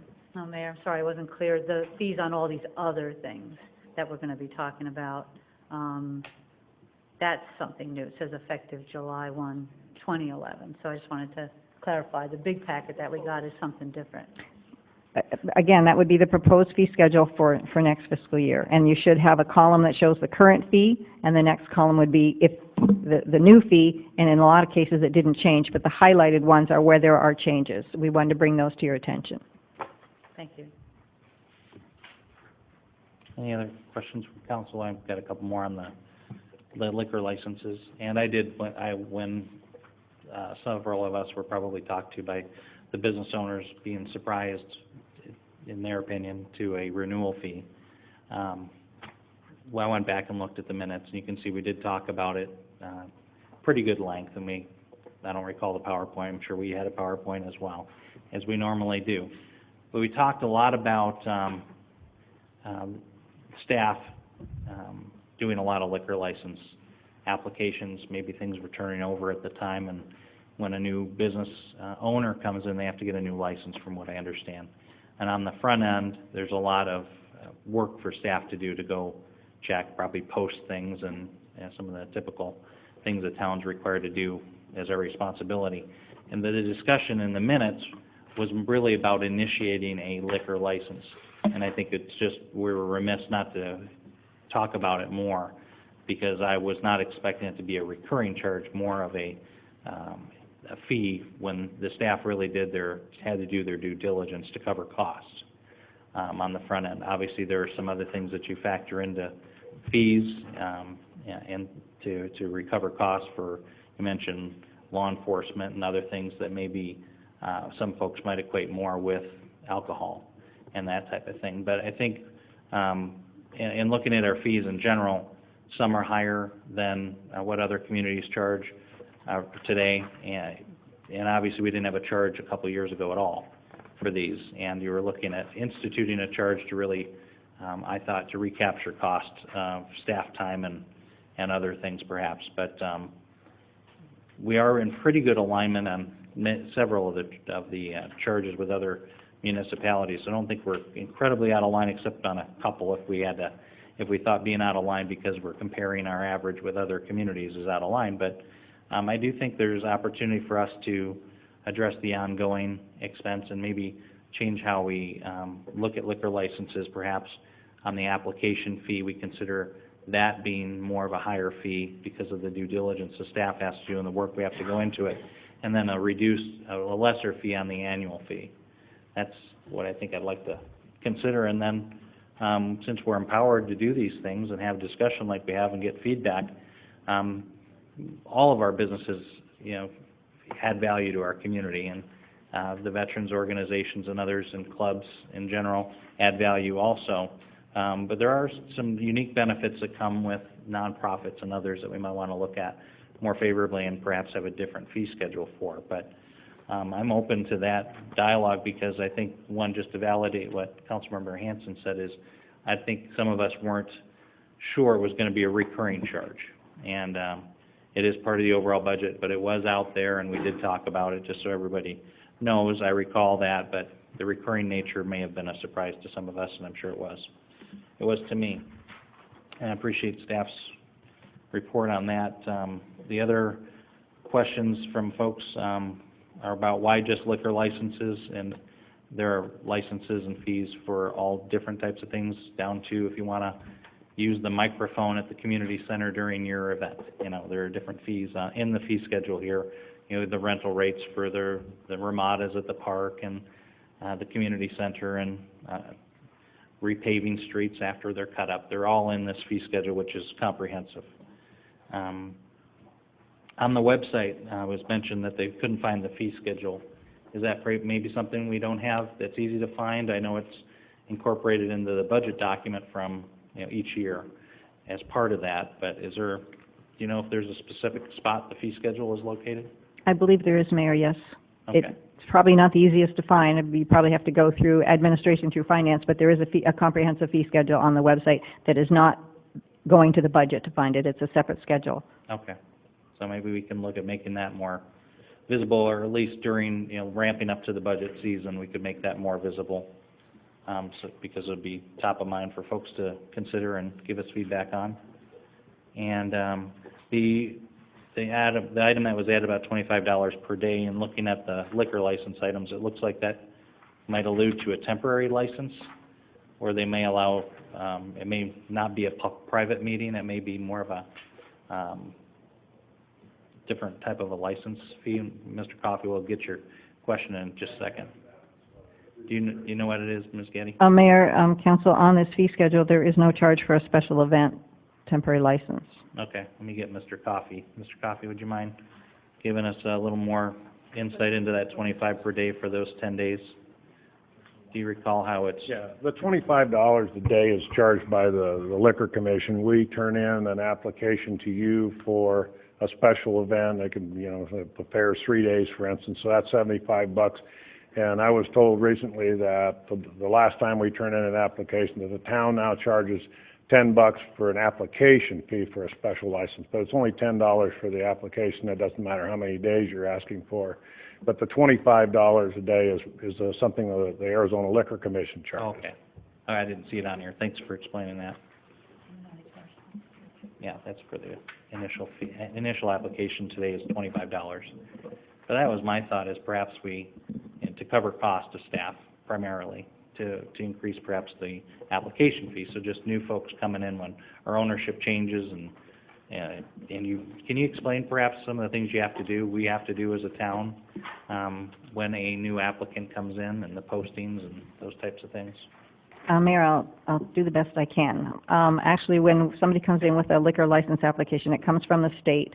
We've got 60 days that we have to have it posted and processed and approved so they can take it back to the liquor board.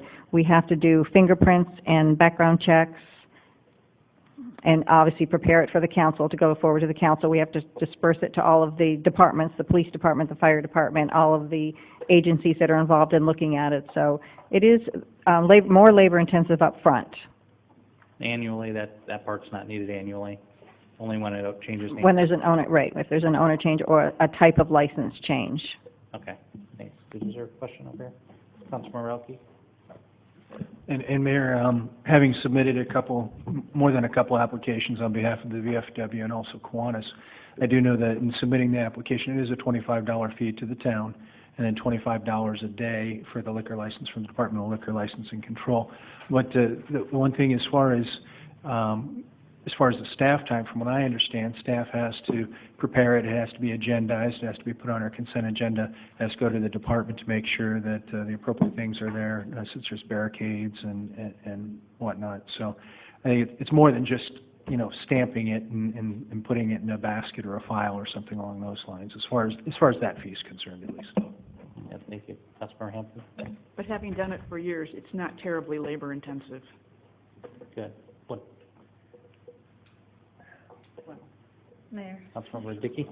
Thank you. I just wanted to be clear that the $25 that we charge for application fee right now is for any initial application fee, no matter what the business or club or anything it is. It's $25.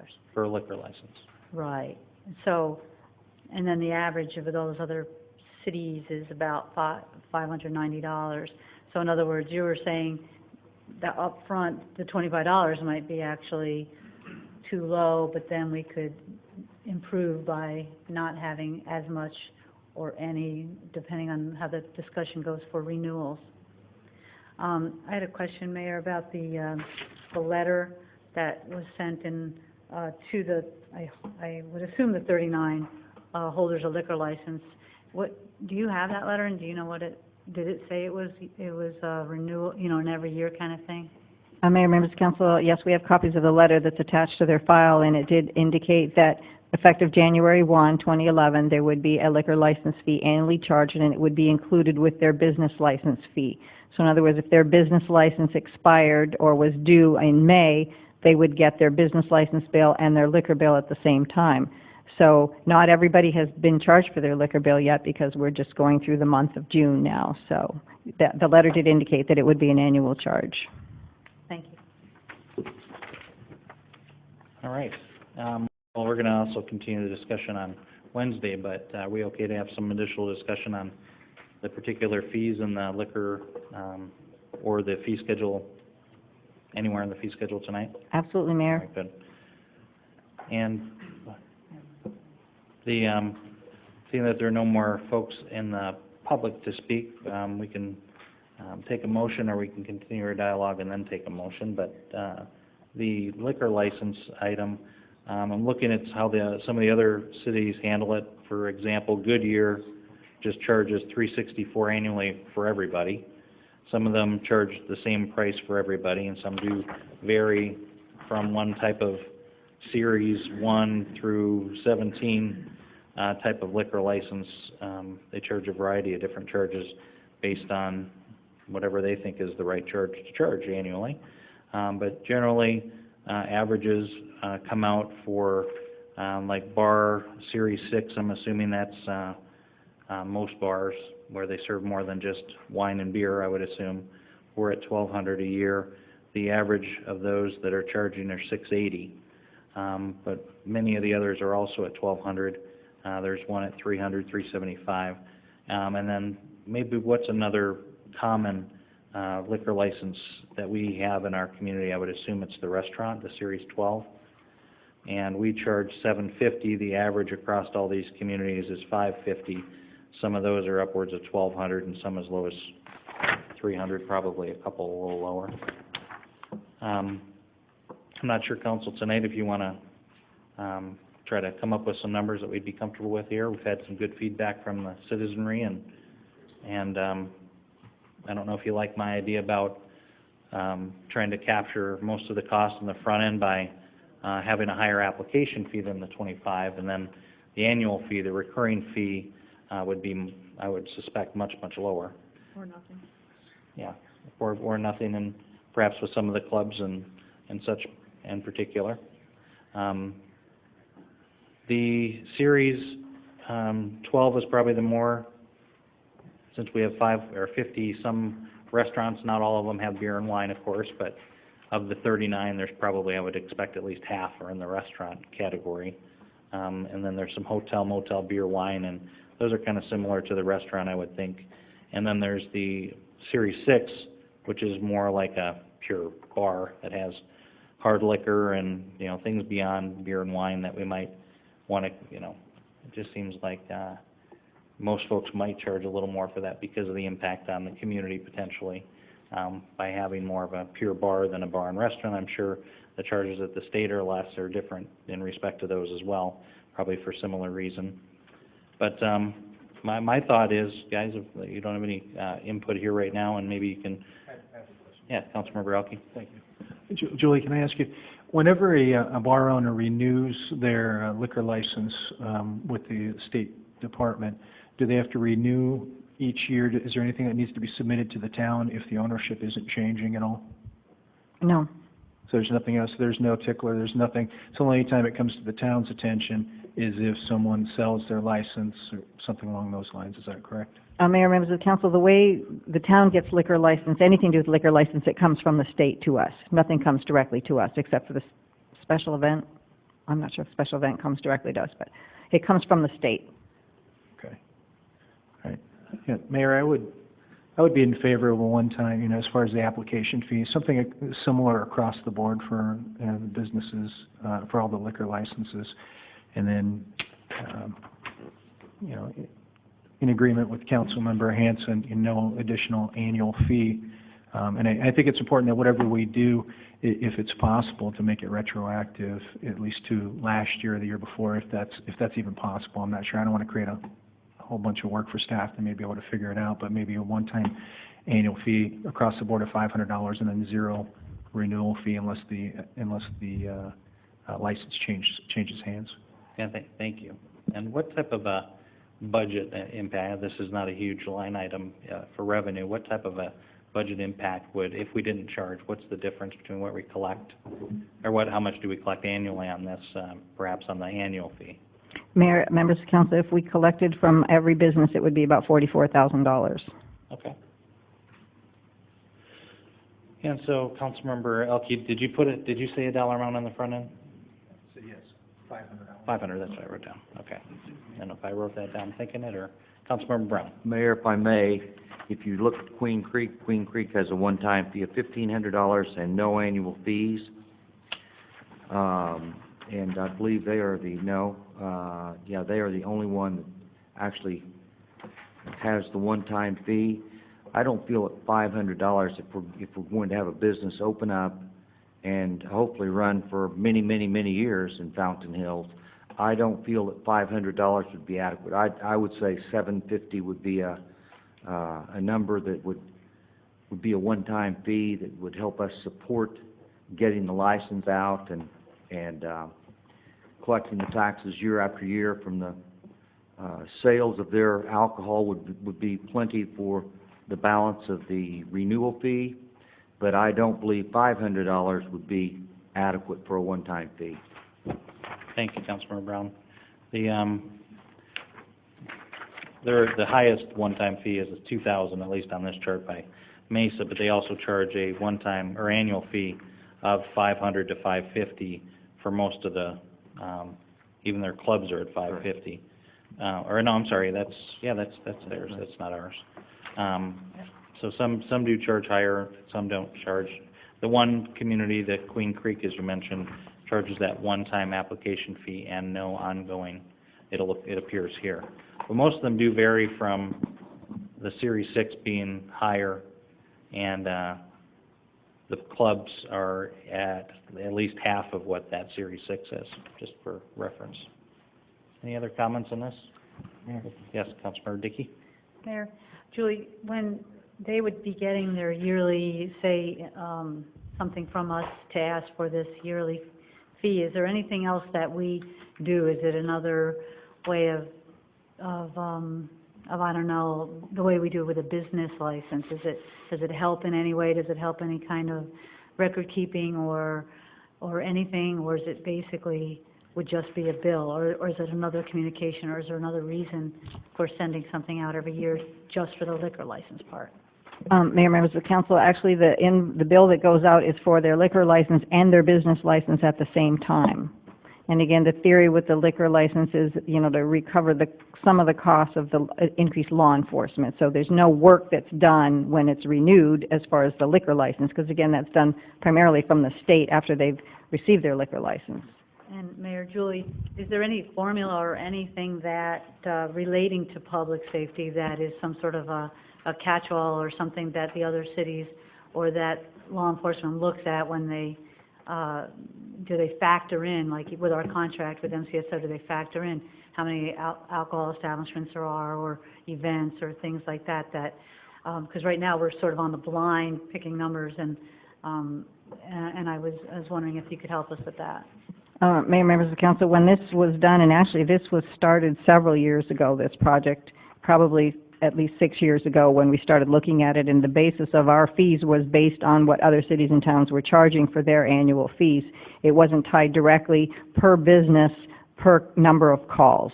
And I'm not sure that any city does it that way, because some businesses may get no calls and other businesses would get other calls. So basically it was just based on what the surrounding community, what they charged, and that's how we came up with the fee. I believe when I was investigating it just a week and a half ago, I looked at a couple of town sites, and it looked like some of them actually charge based on their square footage of their establishment. So some of them do get quite into maybe what they feel the cost might be to the society or to the town to maintain a certain number of folks in a business, but we certainly don't have to follow that. Councilmember Contino, our Vice Mayor. Thank you, Mayor. I also would support Councilman Elke's proposal. I think that in this town, it's hard enough to get a business going, let alone keep it going. And I think that a one-time fee would be more introductory, and feasible for the person doing this than it would be to impose this on them every time they turned around. And with the economy and things that are going now, a lot of them are just barely on shoestrings right now, and it's not going to take much for them to close their doors. So I think we better take a serious look. Thank you. Thank you, Vice Mayor. Councilmember Hanson. And I agree about the one-time fee, but for right now, starting this off, I would be more in favor of like $250. I mean, this gets reevaluated every year, so a change could be made. But I think this place and time, I think 250 would be sufficient, with no renewal. Obviously, that's why we asked a little bit about the budget. Every dollar out of this, you have to find somewhere else if, as we continue to decrease our budget. So it is a balancing act. And but I think what I'm hearing mostly here is we want to be equitable as far as recapturing the costs, particularly on the front end. The societal impact and calculating in public safety into here, I'm not sure we're going to be able to figure out the right formula for that, so I don't hear us really going to that place tonight or during this budget season.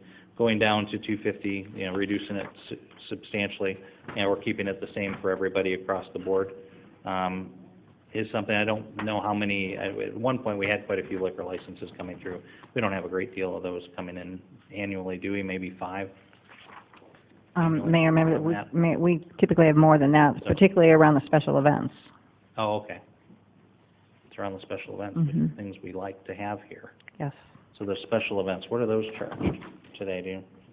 Well, those are only the 20.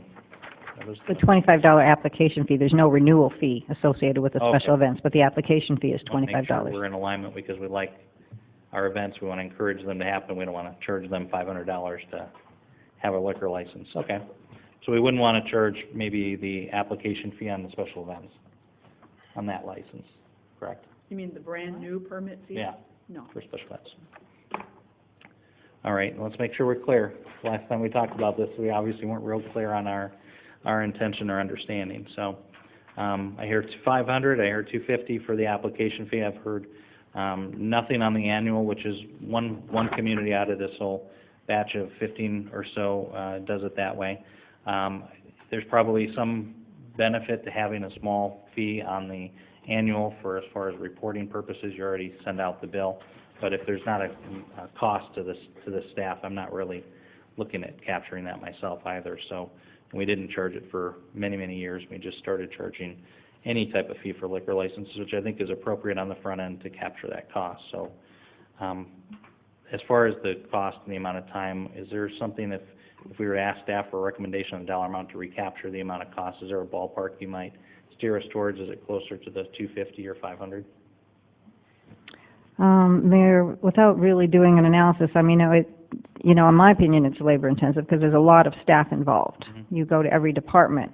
I mean, they submit it and it goes in and it appears that it just goes in and then it comes back out. But once it goes to every department, then they have to have meetings and all of this. So I would think if you're not going to have an annual fee, that at least you try to recover some of the costs associated with the increased law enforcement or calls for service or whatever that these type of establishments have, and that would be closer to the $500 annual or application fee, with a special exception for the special events where they would either pay the $25 or, if the council wants, zero. And as far as making it retroactive for this current budget year, is that possible? Yes, Mayor, we would have to refund. We've collected about $13,000 so far. We would have to refund. And obviously we would, we wouldn't be able to collect the application fee, so we would have to refund all that money. Thank you. Councilmember Digby. Mayor, could I ask that we get more information before we go forward with one thing or another with this? Because I think you just said $13,000, you said $44,000. I think maybe these things are bigger than just being able to brush them off right now. I would rather have a better feel for what's a good initial. Is it okay to keep maybe bars on there but take clubs off? Or I feel like we're really just discussing this right now, and I'd rather know more of the ramifications of what we're doing, including refunding and things like that.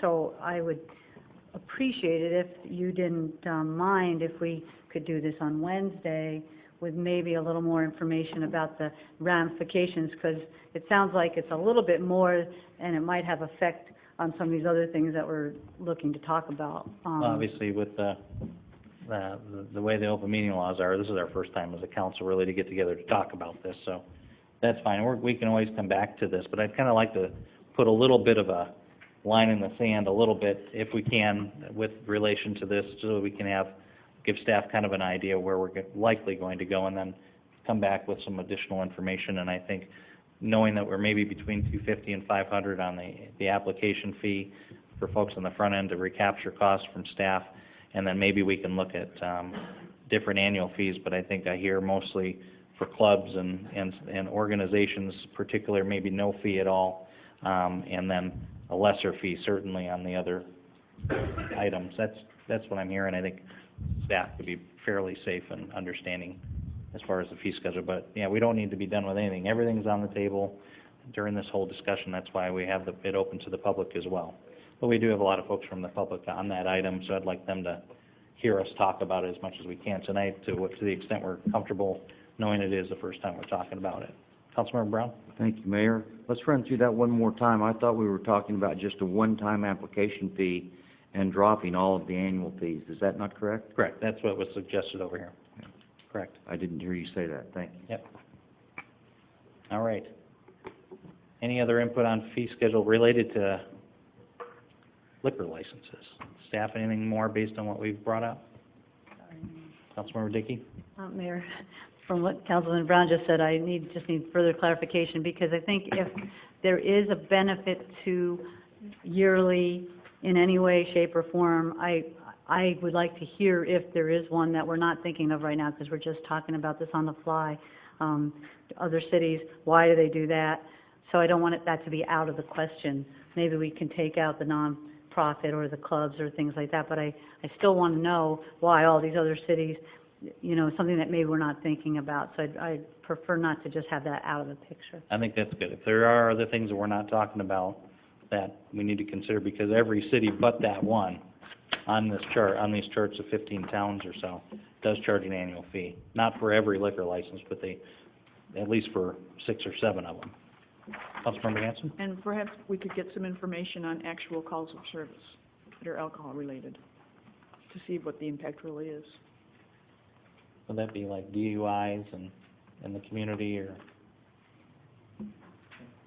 if we want to come up with a social schedule? I'm not sure we want to try to go into that, but court costs, then you got to try to figure out what to factor in. Well, I know, but we're using it as a rationale. It's the theory Yeah, behind it. if we do, yeah, Mhm. if we do charge an annual. Because right now, the staff on the annual basis, there's really nothing that's done on annual except for the bill goes out. If we want to go there and consider societal costs, to issuing a liquor license and the benefits equated with that as well, we can go there. I'm not necessarily interested in going there, because I think it's open. We're open to I'm just that. questioning how much of a problem. Yeah, I'm not confident. I think if it's an issue, we address it perhaps a different way, by limiting what can be done and when. If there's an issue, working with law enforcement to mitigate it, working with the owners of the businesses and such, go about it that way. I don't recommend we go through an entire social modeling for figuring out what things cost. We know what the cost is for law enforcement. We can get down to breaking down into a program budget, liquor license for liquor, public safety costs for liquor-related businesses, and I just don't see us getting anywhere there. I'm just looking at it as a justification. I mean, Sure. we say that it's a theory behind it. Well, it's a theory. So I guess, for Fountain Hills, is there really, information to back it up? I'm open to that. I would recommend additional problems. whichever council member wants to do that, to put a little outline together and get it to staff. I'm not volunteering for that, Mayor, but I just think the only thing that you could, with any real certainty, is get calls for service for that specific bar, that specific location, for whatever it may be. It could be noise complaints, it could be disorderly conduct, but I think it would be very tenuous at best to calculate DUIs, because we don't know if they are coming from a bar in Scottsdale, in Tempe, Mesa, whatever the case may be.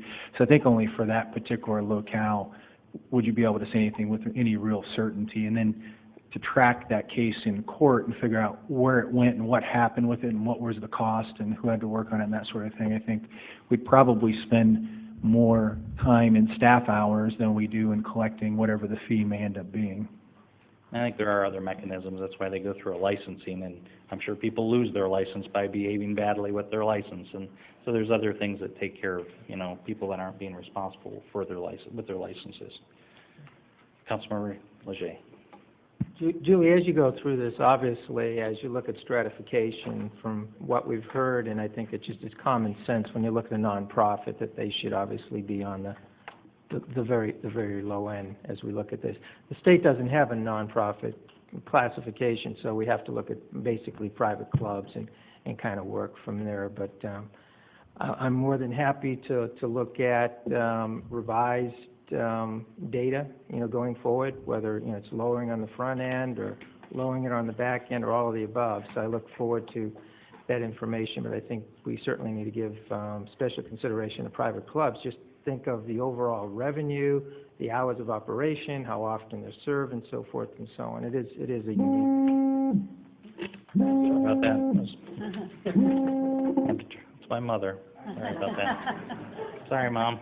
Good timing. They're definitely a unique class. I think you've heard that all evening, and I just wanted to just weigh in on that. And just one other thing without opening a can of worms, and that we were talking this evening, Mr. Coffey mentioned something kind of tongue-in-cheek about awareness. Who's aware of this, who's not aware of this. The bottom line is that this was in our budget last year. And if a council member in preparation for the budget read all the documents, they would be aware of these fees. So there was no smoke and mirrors. It was out there. It was very transparent. The fee schedule is online, although like many things online, it's hard to locate. So I think there's some improvements needed there. But with respect to adult-oriented businesses, you mentioned the comment, adult-oriented businesses, Sheriff Joe would close those things down. We do actually have a zoning ordinance to allow adult-oriented businesses in Fountain Hills because we're required to do that by law. Now, we've been lucky heretofore that no one has approached us on that. That's why we had a fee there, and that's why we set the fee rather high and I don't want to get in a lawsuit here, but maybe to discourage those types of activities. So that's real. It's not imagined, and we're all aware of this because we voted to put the ordinance in place because we were required to put the ordinance in place from the state. So if this comes up, 6 months from now, I just wanted people to be aware of that, people in the public. Thank you. And there are, as you can hear, there are numerous things that go into each fee's calculation, not just comparing it to others and thinking that, somewhere in between is fair. Because everything's unique in our community. We're fortunate that it's unique in a positive way. But it related to the fee schedule. Most of the fees are one-time fees that are on the schedule. There are many recurring fees, and I think that's probably where council and probably staff, in considering the new fee schedule for liquor licenses, really didn't cover things as much as we should have because it has a recurring nature to it. Most of the fees, for example, a special event fee is a one-time fee whenever you do the event. But anything related generally for staff's feedback on the fee schedule that's related to things we want to encourage more of, small town feel, special event applications. I want to make sure we keep our fees down or even reduce them to encourage more of it. I know, sometimes when you have a permit fee of $25, you can't get much lower than that. You're obviously not covering staff costs for the things that are needed, but there are some new fees that are being considered to be added that I would say in the special event fees, the things that we want to really encourage more folks to do and to include others in. I would like to make sure those are not added in the new fee schedule for special event fees. Things for utility costs when we're just recapturing the cost of our service to businesses or organizations, I think that's fair. If we can have an easy way to calculate it and not cost us more to go out and read a meter and come back and try to calculate things. I think most of the increases that are in here probably from Mr. Mood, and that's related to making sure our streets are put back into good condition following a utility company coming through and cutting them up.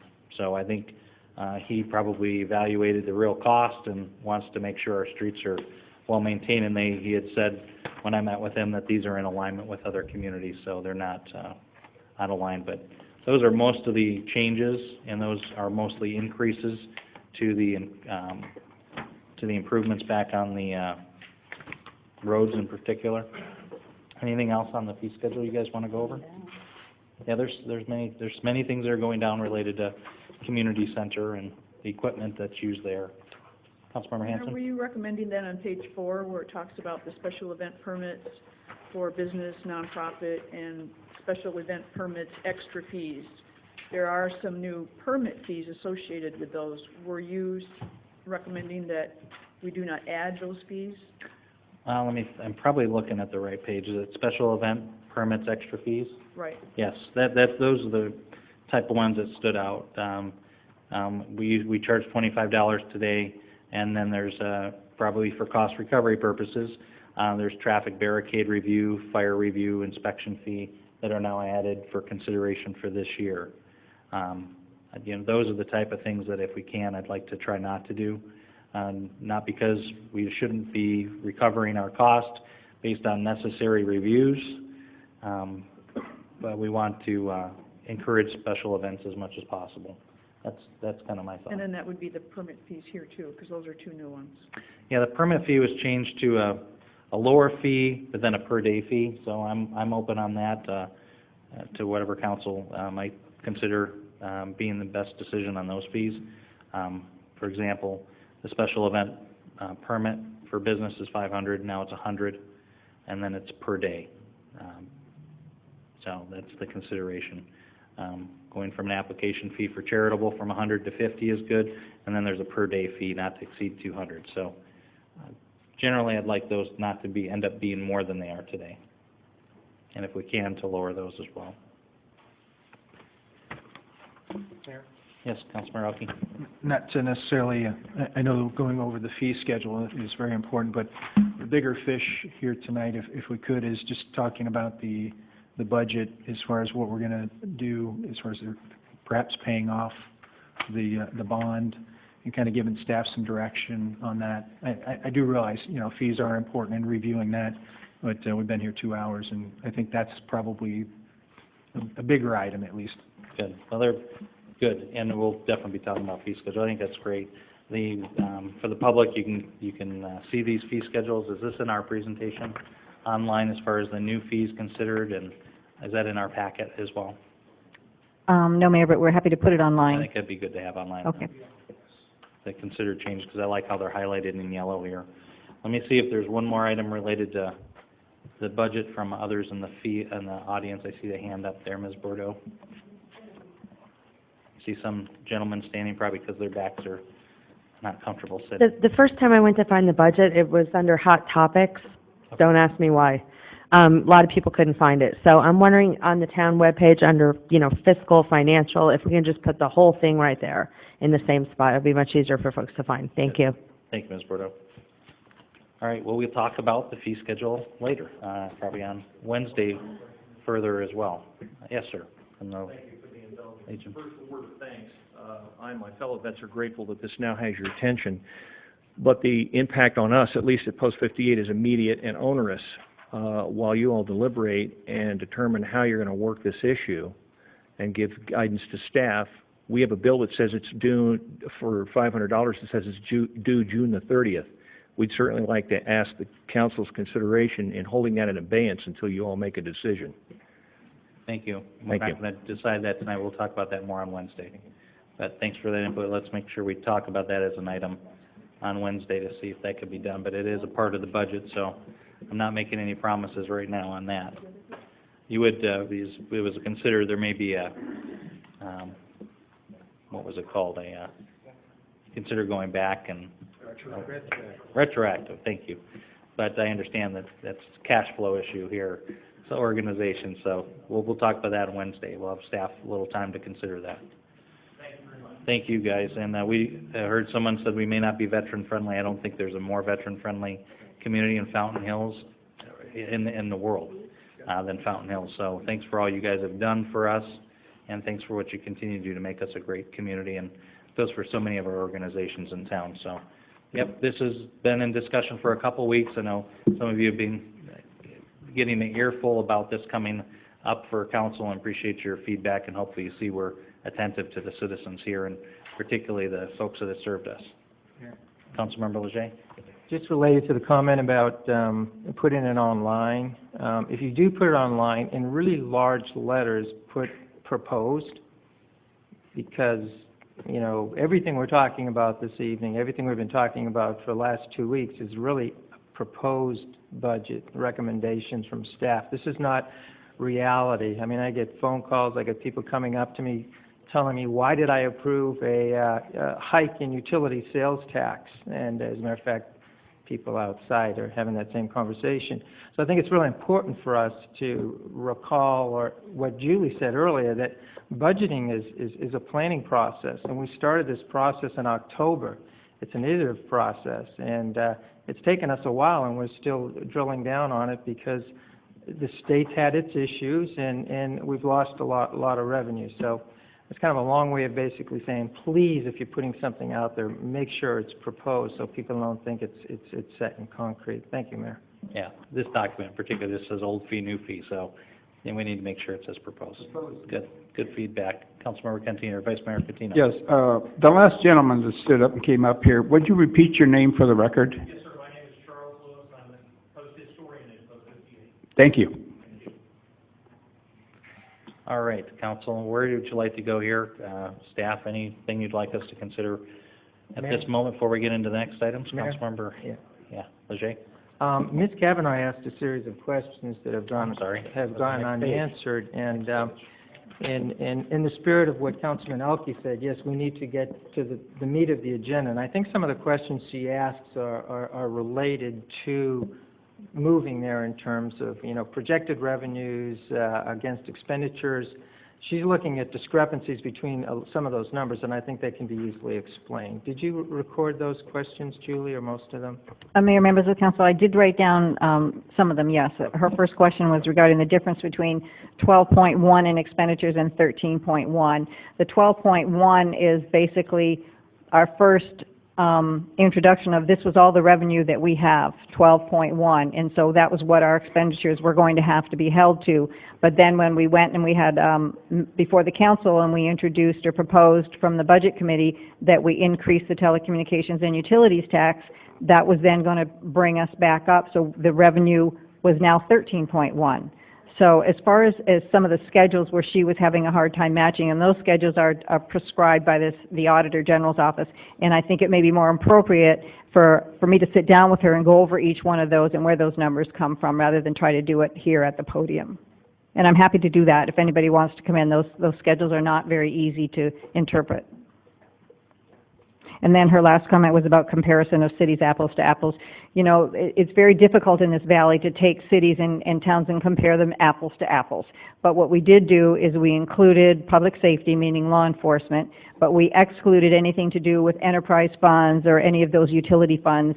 So we try to just keep it operating fund, the general fund, or those operating funds, and take out all the other ones that are very different. But it is difficult to compare actual apples to apples, but we just did the best we could. And she mentioned transfers in and out. As you stated, I think that would make more sense, sitting down and walking through that. And if I may indulge once again, the budget is an iterative process, and the numbers have been changing, and it depends on what presentation you look at from week to week, depending on what the numbers are and how they're calculated. It's just a general comment that I want to get out to the public. This is an iterative process. We're in process. Everything we're talking about is simply proposed. As a matter of fact, it's not necessarily proposed by council. It's proposed by staff, and it's proposed by our executive buddy committee. Have you guys become buddies?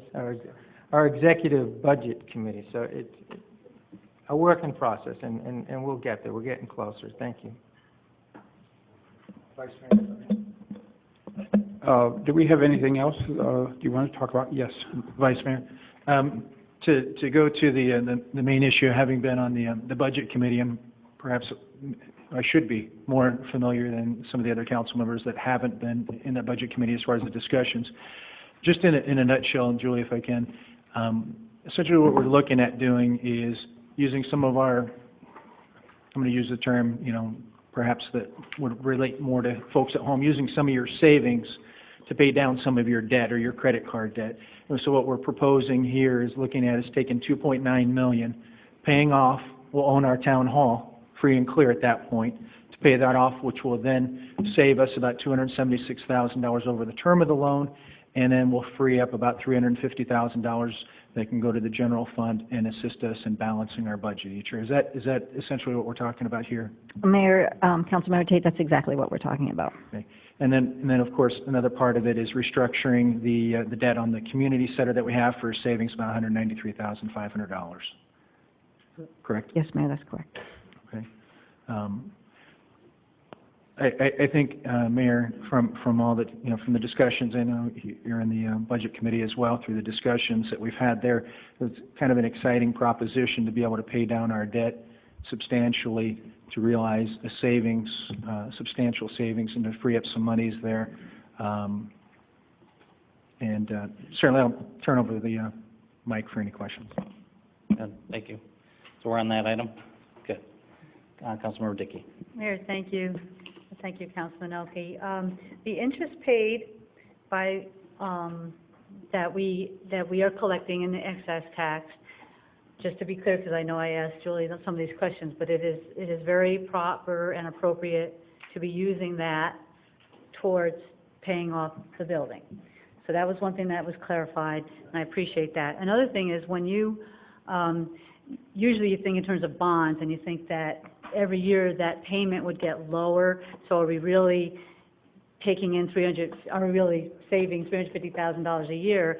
And in this case we are, because it was, it's kind of like if you have a mortgage and it's the same amount every time. A lot of times if you get a bond, you think as you get more value in the town, you're paying the bond off, the interest would go down. So are we really going to save $350,000 a year? And yes, we are, from what you told me, that because it was always going to be the same. The other question I had about it, and we chatted about it a little bit too, Mayor, was the sustainability factor, which was one of the things that everybody was looking at. The reality is that this would have been paid off, say, 2019, and you know that we see the expense and revenue streams cross at about 2015. So this is not long term, but I still think it's a valuable thing to be going forward with, but we just have to have our eyes open and know that this isn't something forever. It would have been paid off in 2019, and the $350,000 that we're saving or not spending towards that is something that's not going to be there every year, particularly during those years where we're looking at some unfortunately more expenditures than revenue. But I was happy to be assured that this is a very proper way to use that. And when we go on to talk about the development fees, I have other questions too. Okay, good. I'm not sure if this is covered, but I think this is something to, we can consider this because the town and staff in particular has done a tremendous job building up our revenue, our savings, in essence, our funds. Capital, general, other funds have all been maintained or grown. We started 2 years ago, in the midst of a decline. We started the rainy day fund and built that up to $1.3 million of additional savings. So you guys have done a tremendous job, particularly the finance department, getting us to where we are at. And then as far as surpluses and such, the innovations that you guys have done are awesome because the surpluses go into these savings programs like capital. This one here would save us $276,000 in interest, correct? Correct, Mayor. So over the life of the bonds, yes. if we didn't have cash to consider paying this off, we'd be paying $276,000 in interest. So if we consider that, we got to celebrate that as well. We are talking about $350,000 annually that this brings in at the 0.1%. Is that correct? Yes, Mayor. Good. And it's $2.9 million total, and that's the debt remaining on Town Hall. Correct. Any other questions on this, consideration? Obviously, we can talk about it more if you have questions next time. Councilmember Dickey? Mayor, the $500,000 that is in the development fee, $30,000, from what I understand, because one of the things I wanted to make sure is obviously if we're taking it out, what was the plan for that money, that general government money? Now, the legislature said that we cannot collect anymore, so that will never go up. And Julie, the items that we could possibly use that for, apparently there isn't any one thing that we could actually afford. And is that correct? Mayor, Councilmember Dickey, that's correct. There was 3 projects that were included in the capital projects plan, the IIP, the Infrastructure Improvement Plan, that were used to calculate the general government fee. One of them was Civic Center Phase 2, which is what we call this whole complex, including this building. The other was a performing arts building, a new senior center, and I think that's it. But all of them were well over $1 million. And so we can no longer collect a general government development fee, so we would never be able to accumulate the money to do any of those projects. So, Mayor Julie, the con about eliminating the ability to fund future projects is just to be out there and transparent, but the actuality of it was that there was nothing really that we could do with that money. But again, it's very appropriate to use it to pay off, because this was one of the 3 that you just mentioned, the building. Correct. This project was 100% growth. The other projects were only 37% growth. And Mayor, what you mentioned, Julie, the general fund reserves, we had this discussion, I think, last year when we first went down to about the 12 million, and we said, okay, the 30% was quite a bit less than what we had, which was about 6 million or whatever.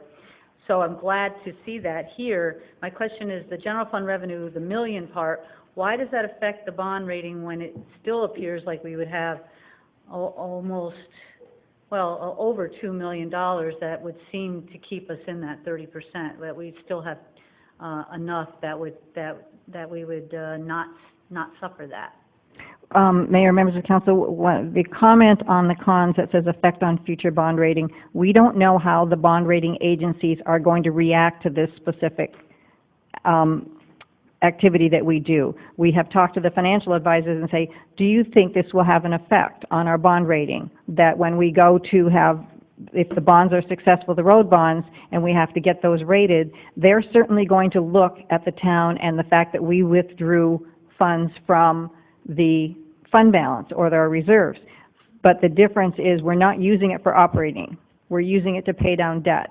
So our financial advisor said, yes, it shouldn't affect. But again, until you have that rating call with Moody's or any one of them, you don't know what they're going to comment. So that is a risk. It's always a risk, but I don't think it's significant enough. If it was, we wouldn't be here proposing to use that. And Mayor Julie, just to clarify, we're still above the 30%. We are still, I'm not sure if we're going to be above the 30%, but again, because you can draw down below the 30% because you're taking the reserves to do pay off a debt and save the taxpayer money. So the idea would be that if you go below what the requirement is, you're going to fill it back up with reserves either this year or the next year or the year. You're going to bring that reserve fund balance rate back up. Okay, Mayor, well then I would need a little clarification, because it looks to me that if we, let's just say we had a $13 million budget to be easy, then we would need 3.9 million, and didn't we have 6 million? Mayor, members of council, we have 6 million, but that includes our rainy day fund of 1.3 million, which is really not part of the 30% because we can't use that very easily. The rainy day fund is really very strict on the use of that. Okay. And it doesn't drop annually. That 5-year average, isn't it? Right. Calculated over 5 years. So still the higher spending from 5 years ago at 17 million is still calculated in that average. Thank you. Did we get through all the questions from Ms. Kavanaugh? Yes, Mayor, when you were out of the room. Sorry about that. Nature calls. Sorry. And, all right, now, council, that was good dialogue, and I will give full credit to myself for that pay off the bond idea. No. That was Councilmember Alke. He's been noodling that around, and I thought that was a tremendous idea, but only possible because we have savings, which is something to celebrate in this time when things are tough. Yes, Councilman Rocky. I'm sensing we're shifting gears a little bit here, so I just wanted to kind of throw something out there. Julie, if, you know, in these budgetary times, I don't have to tell you, of course, we're having a lot of folks come forward, a lot of folks on the side talking to us about increasing taxes, and you know, I can't speak for everyone on the dais, but the sense that I get is no one up here wants to increase any type of tax, especially with this type of economic downturn. Now, with the increase in this proposed budget would be 0.5%, 2.6 to 3.1% of the communications and utilities tax. In your opinion, you think staff would be able to come up with something to not have to increase that tax and balance the budget for this year, and then see where we get at next year? Mayor, Councilmember Tate, the reason that we included the increase in the sales tax is because we've been telling the council that whatever we do, we want to make sure that it's sustainable and that we're not going to be coming back to you next year. If the council decides that they don't want to increase the telecommunications tax, staff will do whatever it is, whatever we need to do to balance the budget. But then with the understanding that next year we're going to be back because we would just have enough to balance this budget. But next year, when we have the increases in either law enforcement, the public safety, then we are likely to be back. But definitely, we can balance the budget without the tax. Yeah, my thought with that, Mayor, is if the staff are able to do that, and I believe that they are through our budget discussions, our committee discussions, that not doing it this year, waiting and seeing. Certainly, the road bond's going to be an issue, and that's going to be something of significance to factor in as far as what we're going to do. You know, perhaps that we put this on hold as far as the communication utilities tax, not do that this year, look at it, see what happens with the road bond, you know, and then come back to the people and be able to explain things a little more clearly after that. Councilman Dickey? Mayor, thank you. One of the things that we haven't had a chance to talk about and we're not going to do it tonight, is the community contracts and some of the other items that if we are going to be trying to chip away at 275, I just want to make sure that we're all open to hearing whatever Councilman Elke or the Budget Committee or the staff, the mayor has to say to try to hone down on that 275, which brings to mind some of the discussion we've already had tonight, 44,000 here, or not to say we're not going to do that, but we just have to make sure that we have the courage, have our eyes open, talk about everything, and nothing is off the table to see, but because I would really appreciate being able to do that this year also.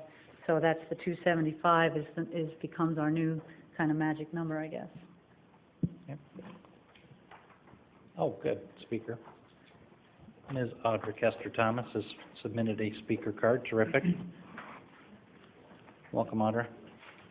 Thank you, Mr. Mayor, members of council. Just a quick question specific to this item that you're discussing right now with the new proposed recommendation to fill the gap, revenue gap. By my calculations, there's 1.4 coming out of general fund revenues and about 500 borrowed from ourselves, be it through capital projects or vehicle replacement. But I perhaps could be remiss, but I didn't hear anything or discussion tonight about how that would be repaid. So I'm interested in what the proposal will be to refund those monies, or is that a one-time pull that we will not be refunding back to those funds? Be clear, which pull, Ms. Thomas? There's 400 coming from general fund revenues, another $1 million coming from general fund, from reserves. So that's 1.4. And then there's 500,000 that was proposed to come out of or borrowed by oneself, be it coming out of vehicle replacement or other capital projects. So I'm just curious as to what the replenishment of those funds will be and what the plan is. Okay, good. Thanks, Ms. Thomas. Julie, want to take a stab at that? Absolutely, Mayor. In regards to the $400,000 coming out of the general fund reserves, that is actually surplus revenues over and above what is required by our policy, our fund balance policy. So we wouldn't be required to refund that, and we would still be within our policy. The general fund reserves of $1 million, that would be replaced with any general fund reserves that we have this year or the next year and the next year. The $500,000, if required from the capital projects fund or the vehicle replacement fund, that would also be replaced with the general fund, any general fund surpluses. So if there is a surplus, if there is, then a replenishment would occur. If there's not a surplus, then that fund balance would remain less than what it is today and would not be replenished until there is a surplus. Correct, Mayor. So what was the amount and what funds, what are the larger amounts and which funds are those out of? Mayor, there's $1 million from the general fund reserves. That is the most significant amount. There's, And that one in particular, if we do move forward on this, we are expecting some surplus this year. That would potentially go right, no, actually it would go into the capital, correct? Mayor, members of the council, if we drew down our general fund reserves by $1 million to pay off this bond, then if we had reserves at the end of this fiscal year, which I believe we're going to, based on all the revenues that are coming in and our expenditures, it's likely that we're going to have a surplus at the end of this year. My proposal, our proposal would be that that surplus would go directly to repay the general fund reserve balance before going to capital projects. So would we need to institute any Yes. a resolution of sorts to do that? Okay. Correct. We'll have to That's make different. adjustments to it. We'll have to have adjustments to our financial policies and have a resolution Okay. to do that, definitely. Okay, and then the other, let's see here, the general, government development fees, is that a capital improvement dollar amount that's there specific for government? Mayor, members of the council, that is an amount that would not be replenished because that has to go away. Okay. If we don't spend it, we're going to have to refund it. And then you mentioned the 400,000 is the over and above what we have today. Correct. Yeah, the capital, the bottom item, the 500,000. Mayor, members of the council, that would be if required, if we needed that, if there weren't enough surplus funds left over from this fiscal year, and again, we believe there may be. But if not, then we'll borrow from the capital projects fund, and that would be the first fund to be replenished with any surplus revenues. Okay. Thanks. I'm sorry, Councilmember Brown. Thank you, Mayor. I'm a little more optimistic than some of the statements that were made tonight. I'm actually in the construction industry, and I can tell you that I am talking to more people right now than I have since the end of 2006. And so I am saying that I think Fountain Hills is getting ready to grow again. I'm seeing it and feeling it. And I have to commend the Executive Budget Committee for what I think is an absolute brilliant proposal. I also have to say that if there is any way in the world not to come up with a telecommunication tax and make this budget balanced, which I believe there is a wonderful thing. And I would like to go one step further. I would like to see if we can't pick the sponge up one more time and wring out 1% raise for the town staff. And I say this, and I back this up by looking at going from 88 employees to 59 employees. And so we know that we've got about every employee in this town is doing 1.5 times or maybe even 2 times what they were doing before this slowdown started. The services are still excellent. I haven't heard one complaint from one person about how the services have depleted. So I think we really truly need to consider if we could pick it up, the sponge one more time and find 1% for the employees. Thank you, Mayor.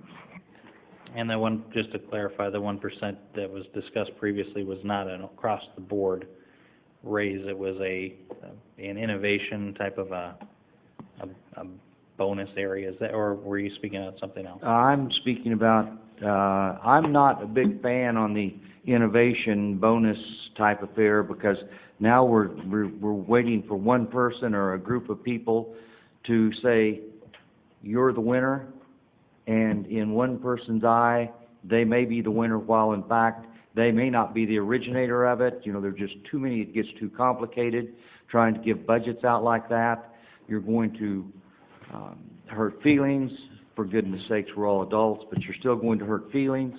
And I'm proposing, if at all possible, across the board, a minimal, a 1% raise would be about $25,000 plus the retirement plus the add-ons. And I don't know what that multiplier is, 18% maybe. I just don't know. But I truly believe, I've watched the staff deplete from 88 to 59, and the people that are standing and coming to work here every day and helping us and helping the town continue to grow and to be Fountain Hills that we know and love, I feel like we should shake their hands and at least a 1% across the board raise, if we can find it in the budget. Thank you, Mayor. Thank you, Councilmember Brown. And I think that's where I was kind of at the beginning of the budget season, was hoping to get a little something in there. I know we addressed things and we're in good shape because we're quite conservative in our budgetary approaches, and our budget, our spending is going to be down again this year. So that's going to be a big challenge to consider, and what's happening in other parts of the community, they're still making some cuts. And in fact, I feel somewhat fortunate we've been able to keep staff salaries level, and where other places have cut. And there have been furloughs and such, which are really more short-term fixes, but I would like to do that too. I'm not sure we can get that done. And all I'm saying, and all I'm requesting is, Mayor, if we could just pick the sponge up one more time and find one more drop, I would like to see that to go toward the staff, because I truly believe they've done an outstanding job the last 4 years. As everything in the United States went downhill, Fountain Hills stayed level and in many cases has improved. And I think they should be rewarded. Thank you. Julie, just to be clear, that's not in our budget now currently, correct? Mayor, members of the council, we do have still in the budget a $25,000 appropriation for the innovation program. So that is included in the budget. Would that equate to 1%, or is that? That's about 1%, yes, but we didn't intend it to be raises. It was intended to be this innovation award program. Okay, thanks for clarifying that. Councilmember Dickey? Mayor, so 25,000 would be 1% across the board. I'd like you to see if you could do that.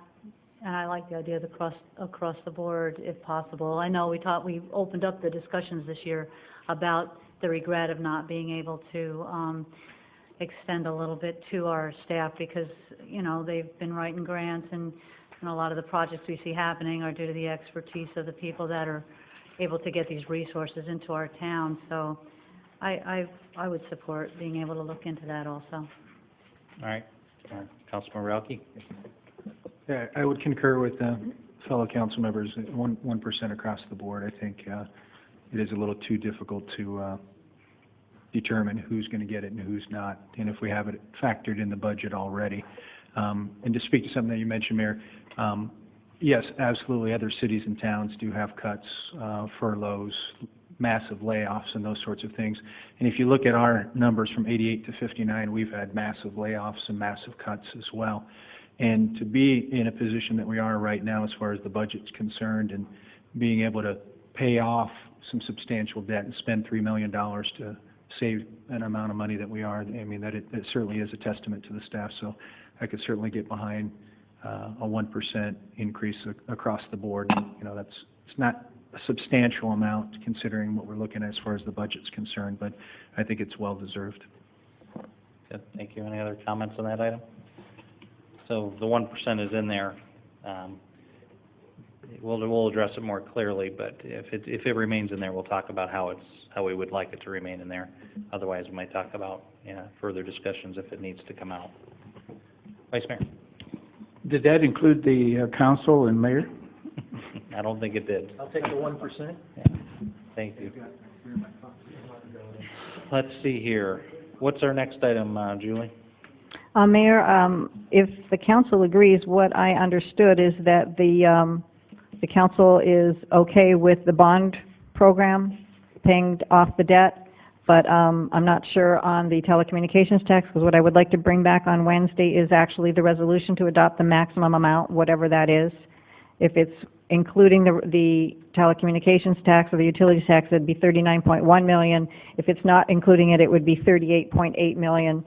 So if we could at least get that moving so that we could get it in the newspaper and start moving forward on that, then we can still work out the details on the fee schedule. Nothing else has to be final. We can reduce the budget. We can still have the dialogue. But if we can at least start that clock ticking. And thank you. So that's what you'd like us to formulate. And I think what I've heard is primarily not to look at a telecom sales tax. We've been reluctant to increasing any taxes, and we haven't, except for the bed tax, for 3 years, at least 3 years now. So we don't want to have to do that at all. And it sounds like through the discussions and the brainstorming, we've been able to avoid the need to do that. You may have to talk to us again next year about that. And the good work with the surplus, we may be hopefully able to continue that, and as long as revenues and meaning sales taxes increase and businesses start doing better, we may be okay next year. But it certainly is difficult to be tied to just sales taxes and the state for revenues as far as a sustainable model.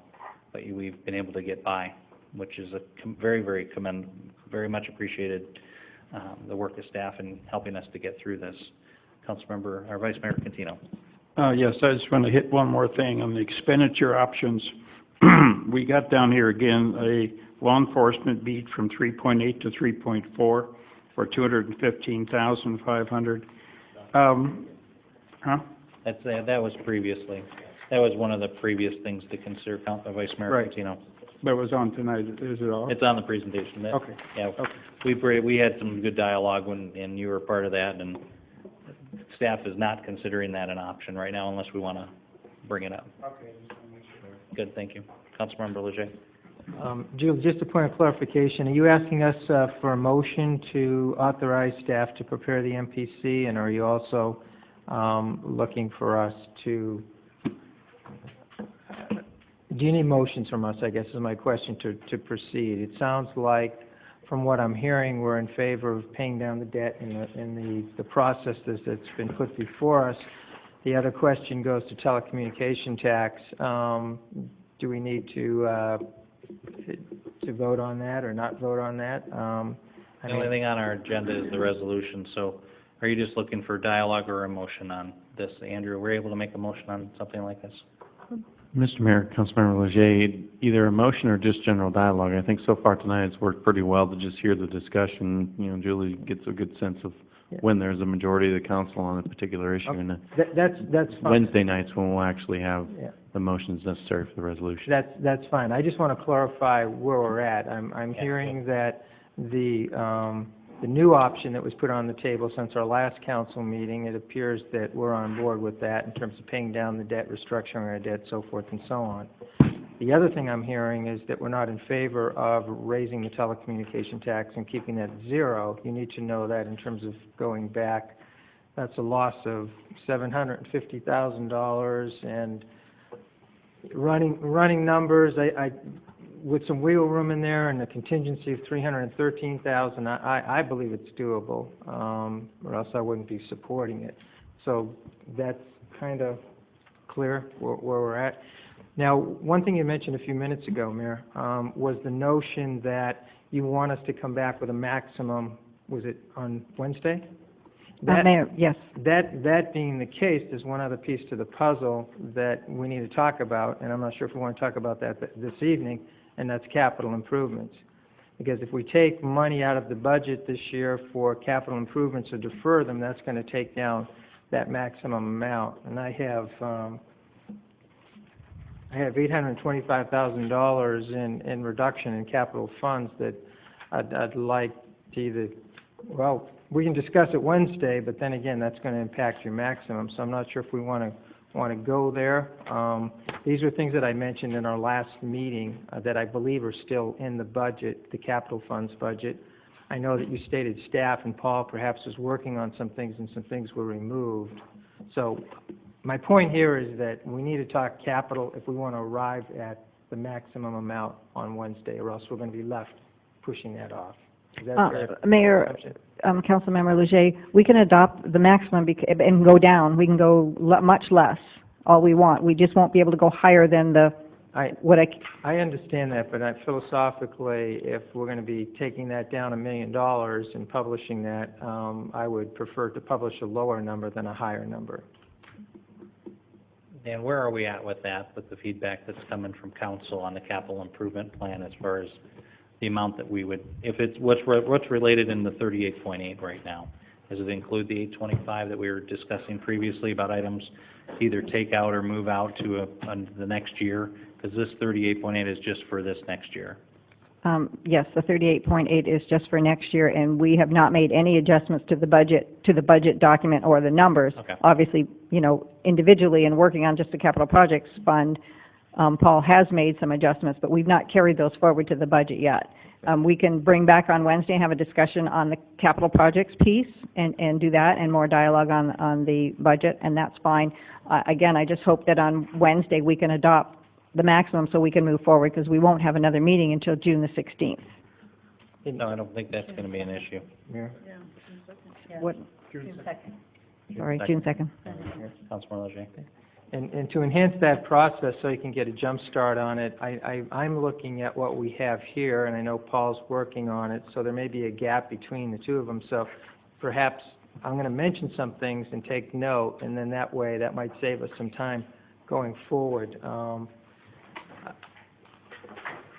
And that's just in next year's, but next year's, This is 11-12. Good. This is our capital fund for 11-12. I'm suggesting that we defer the following capital expenditures. Project 3008, design of Four Peaks Park for $50,000. Project 3019, Project 3020, design joint parks with the district. That's $150,000. Defer the Palisades light, not the IT work, but the infrastructure of the poles. There's probably more to that. That's $400,000. Relook at the Centennial Project. We have $125,000 in the budget. You know, we were talking more around $50,000. I'd like to suggest that we don't defer that, but reduce that to $50,000. That's Project F4012. And last but not least, I think this was brought up in our meeting with the sanitary district, and Councilwoman Hanson mentioned this as well. There's $150,000, I believe, in Project P3022, which was for aerators, which we're looking at this water management plan that won't be to us this fiscal year. We could defer that out and have that money for a future year, so that's $150,000. Sum total, that's about $825,000 that I'm suggesting deferring. These will not adversely affect our infrastructure. These are new projects. These are new startups. A lot of it's design work for projects we frankly don't have the money to fund, so I don't see that we're really losing anything other than pulling that back. Thank you, Mayor. Yeah, thanks, Councilmember Leger.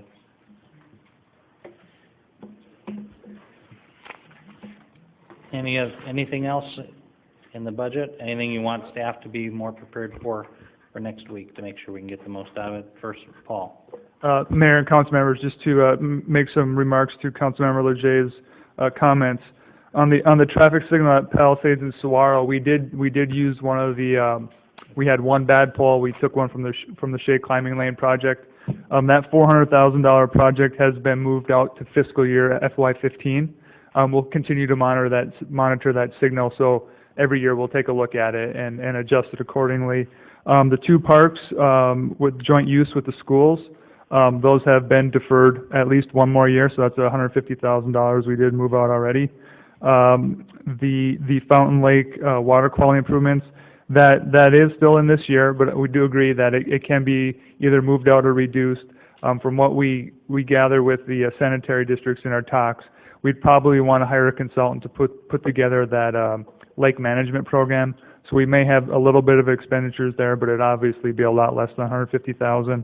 And then the Four Peaks Park Improvement Master Plan, the $50,000 is in next fiscal year, but I can talk with Mark Mayer and discuss moving that out at least another year. And then for the civic, the Centennial Circle, we did lower that from $125,000 to $110,000. We can look at reducing it further, but we don't have any design plans unless Mark has something that has a better estimate that I can get with him and talk to him about. So what you just mentioned is reflected in the 38.8? That's not. No. You just have it. It just hasn't No, come but through I have yet. it. Okay, good. Thank you, Mayor. Thank you, Paul. And that's all I was trying to clarify. I know that you've been working on these things, and for us to be able to adopt the maximum. If we can make those adjustments between now and then, I'm not sure how council, others feel about that. We can talk about it next time. So thanks for that clarification. Councilmember Dickey. Mayor, and we're not going to go into the community contracts as far as Wednesday. That'll be just something later down the line. Mayor, Councilmember Dickey, yes, that was what our plan was, because we're so late in the program here. We've really not had a chance to have dialogue with any of the groups, that we've contacted most of them and said, you know, bring forward your proposal, and then when the Budget Committee will continue to look at those and then come back with a recommendation with it and try to fit in the amount, you know, we can make adjustments. So that's our plan. But right now, it's, what's in the tentative budget is 20% reduction. Correct. Okay. Anything else for tonight, or anything we would like staff to bring forward on Wednesday or beyond? Good, thank you. Yes, Councilmember Leger. I think it goes without saying, but I'd like to extend my thanks to staff as well as the Executive Budget Committee. In our last meeting, we pushed back a little. We asked you to come back to the drawing board with some creative solutions, and you certainly have come back with a creative solution that it sounds like, from what I'm hearing, we all support in terms of paying down and restructuring our debt and freeing up some dollars for our general fund. So thank you, nice job, Town Manager, Finance Director, Budget Committee. Thank you, Mayor. Good, I frankly like the format where we had a lot more public input. I'd like to have more.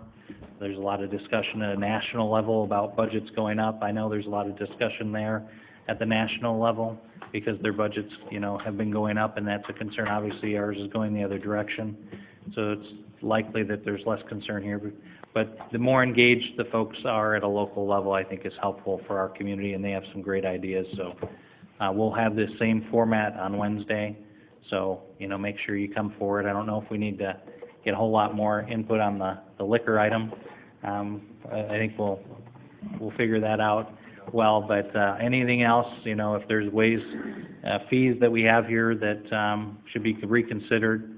I know we try to keep everything quite low, but other things, bring them forward on Wednesday or next time we'll come together. We may not get the full-blown presentation again that we just had here, but that will also be available online as well, and we'll merge the two meetings together, and they'll be on Channel 11 as well for folks to assimilate. But anything else? All right, look for a motion to adjourn. All right, and a second. All in favor? Aye. Opposed? Thank you very much, everyone.